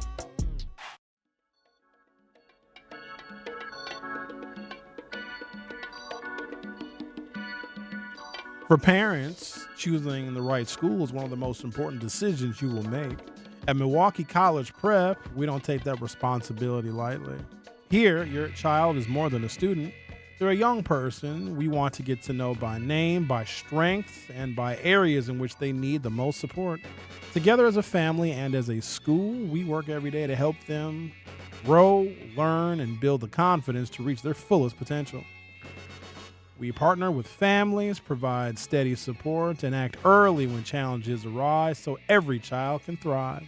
Your child's growth, well-being, and success are at the heart of everything we do. We would love to meet you and your child in person, share more about how we can work together. Don't wait. Limited seats are available. Apply today at MilwaukeeCollegePrep.com or call 414-264-6000. That's 414-264-6000.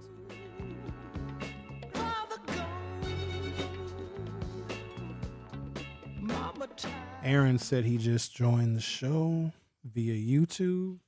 You missed a doozy. Aaron, we found out who them people are. They were interrupting the information town hall meeting hosted by Alderman Mark Chambers. We're also asking people to show up Thursday, June 18th at 5:30 at the Midtown Walmart. They're having another informational session for the sole purposes of allowing the residents and the people in that community surrounding that old Walmart to be able to hear the information about exactly what the development is and what this group, the PSL group, the Party for Socialism and Liberation, they want to interrupt the alderperson from providing information. Now, remember, they weren't invited. This is a group that has their own agenda. They are a queer rights organization that has established no credibility in the black community. They just want to show up and they want to disrupt and they want to get publicity for their own agenda, which they can do. Don't come into our community to do it because our people are vulnerable and we need this information about what this place is going to be at Midtown and who's the investor and all the details. And every single resident is going to be able to ask all of their questions. And if y'all think you're going to show up in numbers and shout down our people, well, I don't think you quite know what you're dealing with. I'm just asking them to have a level of respect. Now, here's what I think is going to happen. They're going to be angry at the fact that they're the ones that are disrespectful. Black folks don't go into other communities and interrupt the flow of information from elected officials in those communities and those residents and those voters just because we have no interest in doing that. And most importantly, it's disrespectful. How do they not know? I can tell that they don't know black people because respect is big for us. People have died for being disrespectful. Do y'all know that? One of the number one causes of premature death in the black community, if it ain't homicide, is disrespect homicide. Hey, Roro, why you kill him? He disrespected me. Oop, I understand. Roro was doing a 30-piece on some disrespect. So we take it very seriously because for some of our folks, respect is all they got. And once you take that respect from them, you take everything. And so if you think that you can come into a community that does have some vulnerabilities, we do have vulnerabilities in the black community, and we're not shy about sharing them. But if you want to take advantage of those vulnerabilities by inserting yourself into a community that does have some serious needs, and if you want to take advantage of that so you can promote your own agenda and take advantage of news cameras and reporters that are in the room so that you get the attention and not the residents and not the flow of information, I have a problem with that. There are many other places that y'all can go. There's many other spaces you can march, you can have events. Don't come into our space and interrupt the flow of information from our elected officials to our people, because I am tired of our people saying, Sherwin, our elected officials don't talk to us. They don't give us any information. And when they actually do, another group with another agenda comes in and interrupts that. Again, this is about respect. Now, if they want to come and if they want to listen, and if they want to get information like everybody else does, oh, absolutely, by all means. But to be rude, condescending, and disrespectful, these white folks with blue hair, are you insane? Don't answer that because you are. Y'all getting me hot. The show's almost over now. I got a thoughtable weekend coming up, and I can't be hot. Y'all getting me mad all over again. I get so mad when they disrespect our people. They disrespect us all the time because they think they can. And it works. I had a resident that lived, they're a listener of this show, and they also listen to my YouTube podcast. And they said, and they're a constituent of the 2nd District, and they said, sure, well, you know, them people in the red shirts actually had a point. And that is when I realized that by them appearing organized, because they're all wearing these red shirts, and because they were loud and they were very angry and emotional, some of our people think that, oh, this group must be right. Oh, this group must know all the information, know all the facts. No, they don't. We as black people need to stop responding to and believing and giving credibility to the loudest one in the room. And that's what they were. And they were actually able to convince people that it was a data center, which it is not. But here's what I'm also afraid of, because once that organization builds credibility like that, because I'm real nervous that this woman was like, sure, when they actually made a lot of sense. And now she might be more likely to like follow this organization. This organization is a queer and transgender supporting organization that's trying to gain credibility wherever they possibly can. And I'm not saying that none of that is bad, but they're picking the wrong time and the wrong community in order to promote themselves. You know what I'm saying? That's all it is. I was going to do the damn death penalty, and I got to take a break. We can get started on it, though. Get started on the story. Based on the best available polling data, I'm not shocked by this, race remains one of the strongest predictors of death penalty attitudes in the United States, with African Americans consistently the least supportive group and white Americans the most. Gender and age also show significant differences. Support overall has declined substantially over the past 30 years, reaching roughly 52 to 53% nationally in recent Gallup polling. That's the lowest level since the early 1970s. And we asked you via YouTube, do you support or oppose the death penalty? And 43% of you supported, 57% of you opposed. That actually tracks with the demographic data and information that I have in front of me. Take a break, come back, talk about the death penalty, who supports it and who does not. The Truth with Sherwin Hughes. We'll be right back. Don't touch that dial. The Truth with Sherwin Hughes will be right back on 1017 The Truth, The Truth app, and 1017thetruth.com. Our children deserve a real chance to make it in life, and a good education is a passport to opportunity. At City Ford Collective, we're working to make sure there's a great Milwaukee school for every Milwaukee family, because more good options lead to better outcomes. And who doesn't want that? Together, we can give every child the foundation they need to thrive, and a stronger future for kids means a stronger future for Milwaukee. To learn more about our mission, visit us at cityfordcollective.org. That's cityfordcollective.org. Reading aloud to children sharpens their listening skills, expands their vocabularies, and nurtures a lifelong love of reading. That's why Reading is Fundamental, the nation's leading children's literacy nonprofit, offers free monthly read-alouds by popular authors through its Rally to Read program. Visit rallytoread.org to watch the read-alouds and discover exciting reading activities for school and home. Visit rallytoread.org today. We asked parents who adopted teens to share their journey. When I met both of them, it was like my missing pieces were found. Like it was just like an instant, these are my kids.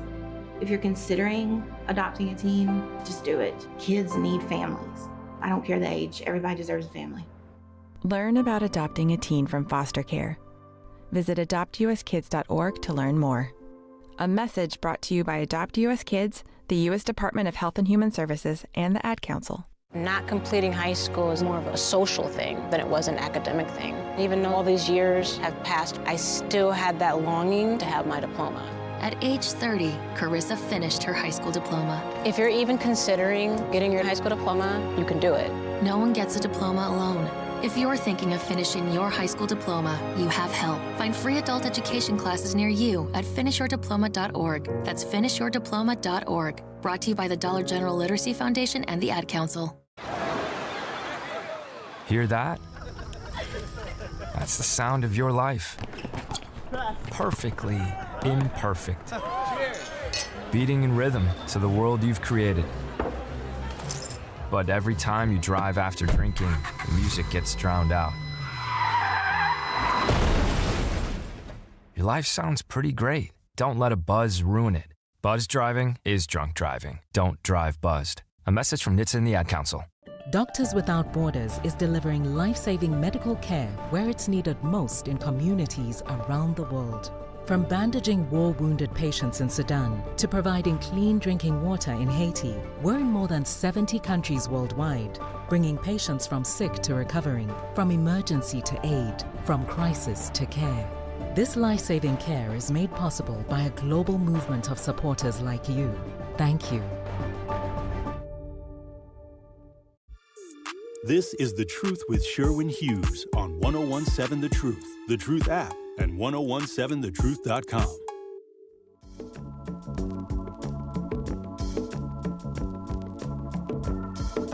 Milwaukee's Juneteenth celebration is back, and 1017 The Truth will be there all day long.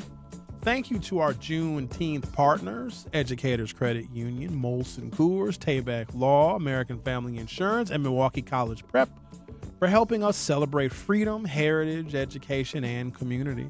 Join us on King Drive for one of Milwaukee's most cherished traditions, brought to you by the sponsors and 1017 The Truth. Talking about the death penalty and who supports it and who doesn't support it. Based on the best available polling data, race remains one of the strongest predictors of death penalty attitudes in the United States, with African Americans consistently the least supportive group and white Americans the most. Gender and age also show significant differences. Support overall has declined substantially over the past 30 years, reaching roughly 52 to 53% nationally. That is from recent Gallup polling. While recent Gallup race-specific crosstabs are not always released publicly every year, decades of Gallup, Pew Research Center, and academic polling show a remarkably consistent pattern. When it comes to the death penalty, white Americans have the highest support. Hispanics and Latinos, moderate support. Asian Americans, moderate to low. African Americans, consistently the lowest. A representative Gallup survey found that white Americans, 75% of them support the death penalty. African Americans, 46% support, 48% oppose. And our YouTube poll has 43% supporting and 57% opposing the death penalty. More recent polling indicates that racial gaps persist, although support has declined among all groups. Researchers generally attribute lower black support for the death penalty to greater concern about wrongful convictions, historical distrust of the criminal justice system, evidence of racial disparities in capital sentencing, and higher awareness of unequal treatment within the criminal justice system. If ranked from most supportive to least supportive, 1, white Americans, 2, Hispanic, 3, Asian, 4, African Americans. Support by gender. Men consistently support the death penalty more than women. Historical Gallup polling data found, this is over decades now, 76% of men support the death penalty. Women are at 66%, which is actually shocking. I would think and expect women would be less supportive of the death penalty. Also appreciate that women can be victimized more often and oftentimes by men, but also women give life. And the fact, whether they have children or not, there is still a perception that women have this unique ability to bring life into the world. And that's a very polarizing view to where 66% of women, this is not over one particular year, but this is over decades, support the death penalty. So that's a bit confusing and perplexing for me. Although support has declined overall, the gender gap in death penalty support remains. Modern surveys typically say men, higher rate of support, women, lower, but not much lower. Men are about 8 to 15% percentage points more likely than women to favor capital punishment. Age, this is another one. Age has become one of the strongest predictors of the death penalty. The silent generation, so there's not many of them left. These are the parents of the baby boomers. 62% of the silent generation support the death penalty. The next generation, the boomers, not much difference. 61% of baby boomers, those are people born between 1946 and 1964. 61% of that large birth cohort still support the death penalty. My generation, Generation X, born between 1965 and roughly 1980, 58% of us support the death penalty. Not shocked by that. We tend to be surprisingly socially conservative as a generation.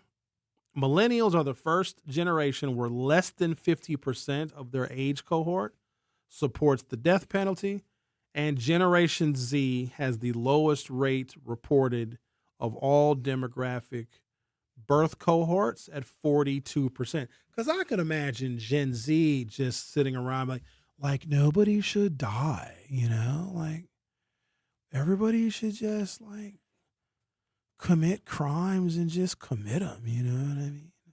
I don't know why I make them sound like lazy, unemployed hippies. This is a major shift. 20 years ago, age differences were relatively small. Today, younger Americans are substantially less supportive than older Americans. Most supportive, anyone who is 65 plus. They're the most supportive age group of the death penalty. Next, 50 to 64. Third is 35 to 49. And the least supportive age group of the death penalty in America are the 18 to 34-year-olds. Recent Gallup findings show that a majority of Americans under age 44 now oppose the death penalty. The Democratic Socialist candidate for governor here in the state of Wisconsin has made it clear that she wants to abolish prisons, and I think she had to walk that back and clarify some things. She wants to mitigate the reasons why people go to prison, and I bet if asked, she probably would say she is not in favor of the death penalty, which would track with her political affiliations, but also likely with her age. Now, thankfully, we don't have the death penalty in Wisconsin, because if we did, I think you know who the inmates would be and which race would be represented disproportionately. And we can have a long conversation about that. Do black people commit more crimes and more capital offenses? Are there more police in black communities where you catch more criminals and there's more likelihood to have arrest? Or is there bias in the criminal justice system? Or all of the above? The demographic groups least likely to support the death penalty are African Americans, young adults, especially Gen Z. College-educated liberals are not very likely to support the death penalty, and younger Democrats, they are the least likely to support the death penalty. Gallup found support among Republicans remains strong, while support has fallen sharply among Democrats and independents over the last 2 decades. Does this add to the perception that Democrats are soft on crime because they are decidedly anti-death penalty? And I'm talking about that pendulum. Earlier, I talked about that pendulum that swings in the sentiment of criminal justice in America. Some years and some decades, we want 3 strikes laws. We want truth in sentencing. We want the stiffest penalties possible. We want high bail. We don't want early release. And then after many, many years of that not working, the pendulum then shifts in the other direction to where we want early release and we want more rehabilitation and more mental health counseling. And we might want less police and more crisis interveners instead of police. There's this pendulum that swings in America. And right now, I'm not entirely sure where the pendulum is. It seems like we're going much toward the tougher on crime stance. What say you? You're listening to The Truth with Sherwin Hughes on 101.7 FM. I'll be right back. Don't touch that dial. The Truth with Sherwin Hughes will be right back on 101.7 The Truth app, and 1017thetruth.com. Presented by the Milwaukee County Office of Equity, the Milwaukee County Health Equity Champion Awards are back for 2026. Nominate a person or organization that's advancing equity in health, education, economic opportunity, or neighborhood well-being. New this year, the Equity in Action Youth Leadership Award to honor the incredible work of young leaders aged 13 through 18 who are making a positive impact in Milwaukee County. Submit your nomination by Friday, June 19th at county.milwaukee.gov/EC Awards. Celebrate those who are making Milwaukee County healthier and more equitable, one action at a time. Questions? Call 414-278-7979 or email equityoffice@milwaukeecountywi.gov. Mommy, can I sit in the front seat just this one time? Please, please, please. No, not yet. But why? Because I love you, and you're just not ready yet. Now, get in the back so I can get you in your car seat, please. Putting your kids in the right seat for their age and size is an act of love. Check that your kids are in the right seat at nhtsa.gov/the-right-seat. Love protects. A message from NHTSA and the Ad Council. In sitcoms, when someone has a problem, they just blurt it out and move on. Well, I lost my job and my parakeet is missing. How was your day? But the real world is different. Managing life's challenges can be overwhelming. So, what do? We get support. The Huntsman Mental Health Institute and the Ad Council have mental health resources available for you at loveyourmindtoday.org. That's loveyourmindtoday.org. See how much further you can go when you take care of your mental health. For 250 years, our armed forces have bravely served America. Wounded Warrior Project honors that legacy by supporting post-9/11 service members and veterans like Anthony, a Marine who was injured by a roadside bomb in Afghanistan. They carried me through my injuries, not just my physical, but my mental. And seeing other vets doing the same thing helped me tell myself, hey, you can do this. Join us in honoring warriors at woundedwarriorproject.org/America. In the United States, a vehicle is stolen every 31 seconds, about as long as this message.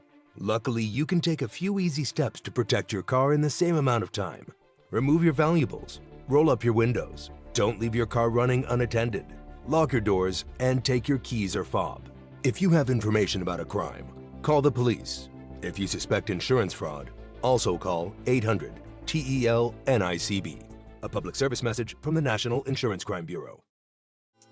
More of The Truth with Sherwin Hughes is next on 1017 The Truth, The Truth app, and 1017thetruth.com.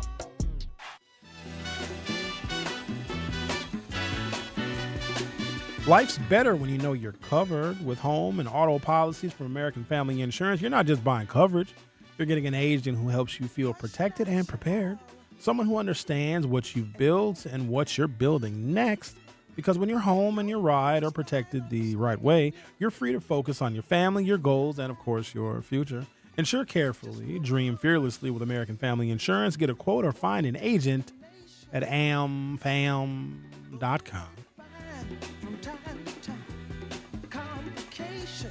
It's almost the weekend. My last segment. I actually do 2 shows a day. This madness cannot continue. Is it too much for you? I enjoy the evening program so much more. Why? Because I'm at home. You know what I'm saying? Like, everything is just better when you do it at home. I'm very comfortable. I have a lot more control. I know I can send you video. I don't really send you videos very often. I know the morning show, they burden you with that. I may send you a picture every now and again, suppose when I need to make a visual point.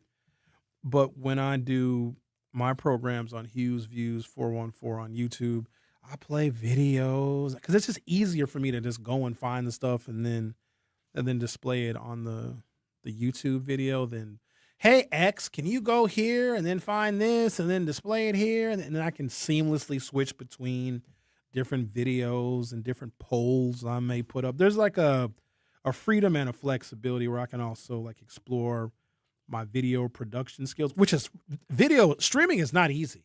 It's a lot that goes into it. You got to get your settings right. The first week, because I was off for a week when we did the transition from Good Karma Brands to Milwaukee Black Media, and I had a week of paid vacation from Good Karma Brands that they didn't cash me out for. So I took that week off, and I was like, I'm going to get my YouTube channel back up and running. My videos would just cut out. They would stop. There'd be no audio. There'd be echo. The lighting would be bad. So it took 2 weeks to get it to where the broadcast is seamless. Now I'm cooking with gas. You know what I mean? And I like challenging myself to do the entire show and my music and all that other stuff. So, no, I really enjoy it. But 2 shows a day is diabolical. You know what I mean? So you're broadcasting tonight at 7 p.m. on Hughes Views? I am. Thank you for the plug. I even created a commercial. I can't play it, though, can I think you probably could. What? I'm not going to stop you. See, that's the problem. What do you mean? I need you to stop me. You allow my worst impulses. No. There need to be some guardrails here. In fact, you know what? I sometimes feel much more comfortable when Zach is in the studio because Zach is like the voice of God and the voice of reason. I am the voice of reason. No, I'm you're telling you, you can play your commercial because everyone wants to hear it. That's why we're tuning in to listen to Sherwin for 3 hours, 5 days a week. Huh. Imagine that. I got to find it. Probably a bad idea. I shouldn't do that. But you know what? Oh, I just remembered something. When I was with the Good Karma Brands, one of my benefits was I got $5,000 worth. I probably shouldn't be. Whatever. I don't work for Good Karma Brands anymore. I can say this. So I negotiated a $5,000 advertising credit. So I had $5,000 worth of ad time that I could have used to promote anything, and I never used it. Now, obviously, they weren't going to cash me out for that, but I kind of regret not asking for my $5,000 ad credit to be continued now that we are with Milwaukee Black Media. Now get the unfiltered version. When the mic goes live on Hughes Views 414, the gloves come off. Real talk, raw opinions, no corporate filters, no radio clock. Just honest conversations about Milwaukee politics, national headlines, culture, and the viral stories everybody's talking about. Join me, Sherwin Hughes, live weekdays from 7 until 8 p.m. and jump into the YouTube chat where your voice is a part of the show in real time. If it's trending, controversial, inspiring, or affecting our community, you'll hear it on Hughes Views 414. Watch, chat, share, like, subscribe. That promo was hot. Yeah, me and Joe will definitely be tuning in. Hot. And I made it myself. I also made my original intro, which we can't play anymore because I think it says Good Karma Brands in it. The one with I'm in it, Jesse Jackson is in it, Dr. Cornel West is in it, Eric Holder is in it. I made that Christmas Eve 2020, and I remember when I presented it to Kyle Wallace, who was our content director at the time, he didn't like it. He's like, Sherwin, we came up with our own promo for you. I'm like, oh, you did? And it was like a James Brown song. I'm like, Kyle, how old do you think I am, sir? He's like, oh, I thought that was more your flavor. Some James Brown. Get up on the good foot, Sherwin. I'm like, Kyle, I'm not in my 70s, sir. Oh, I thought you would have liked it, the James Brown.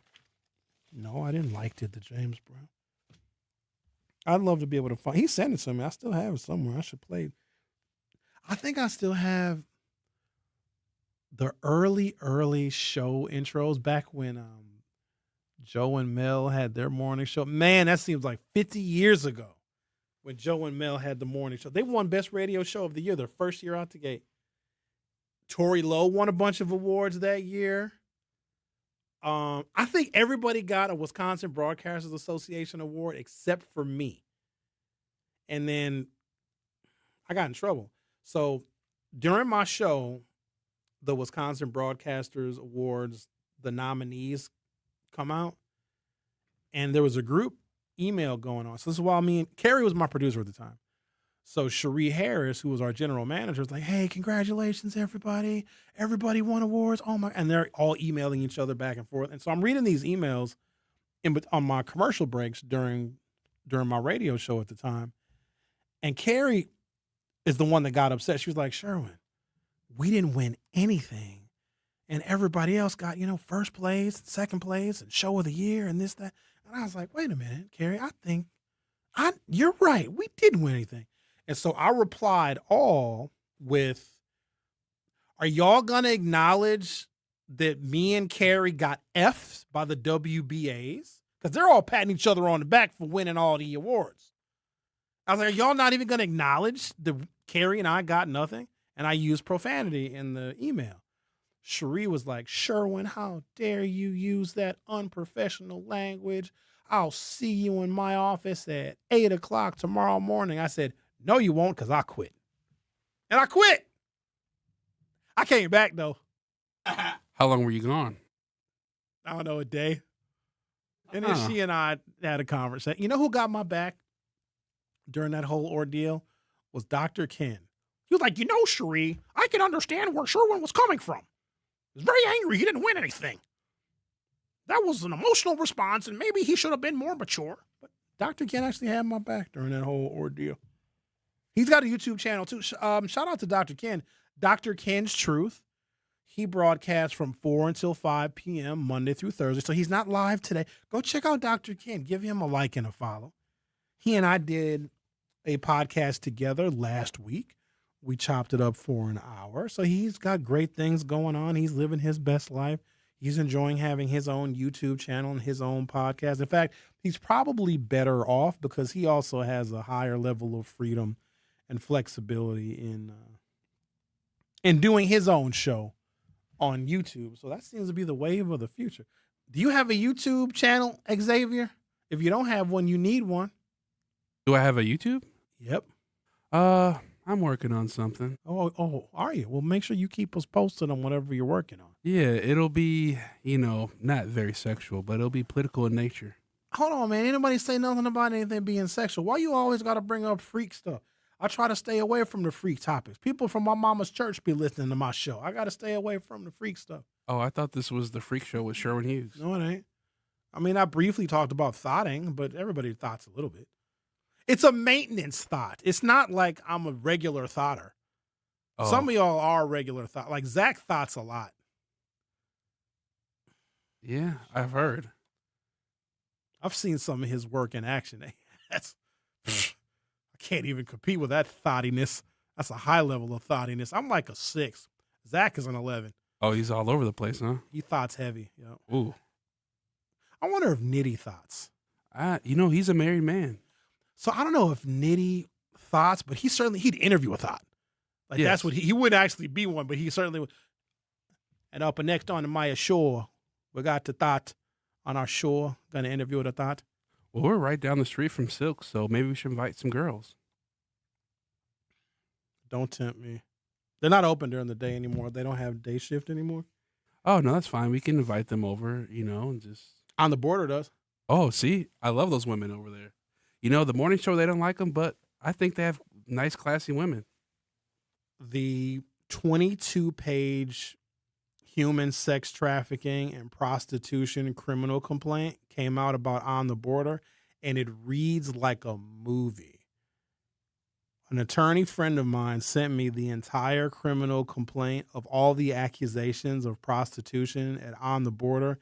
And if somebody doesn't make that a movie, it's riveting how the whole operation worked.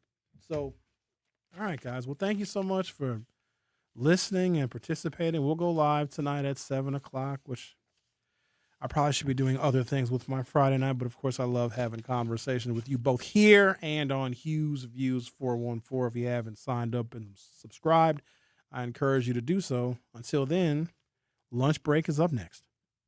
Educators Credit Union is more than a place to manage your money. They're where your financial possibilities take shape. They're more than transactions. They're conversations about your financial goals.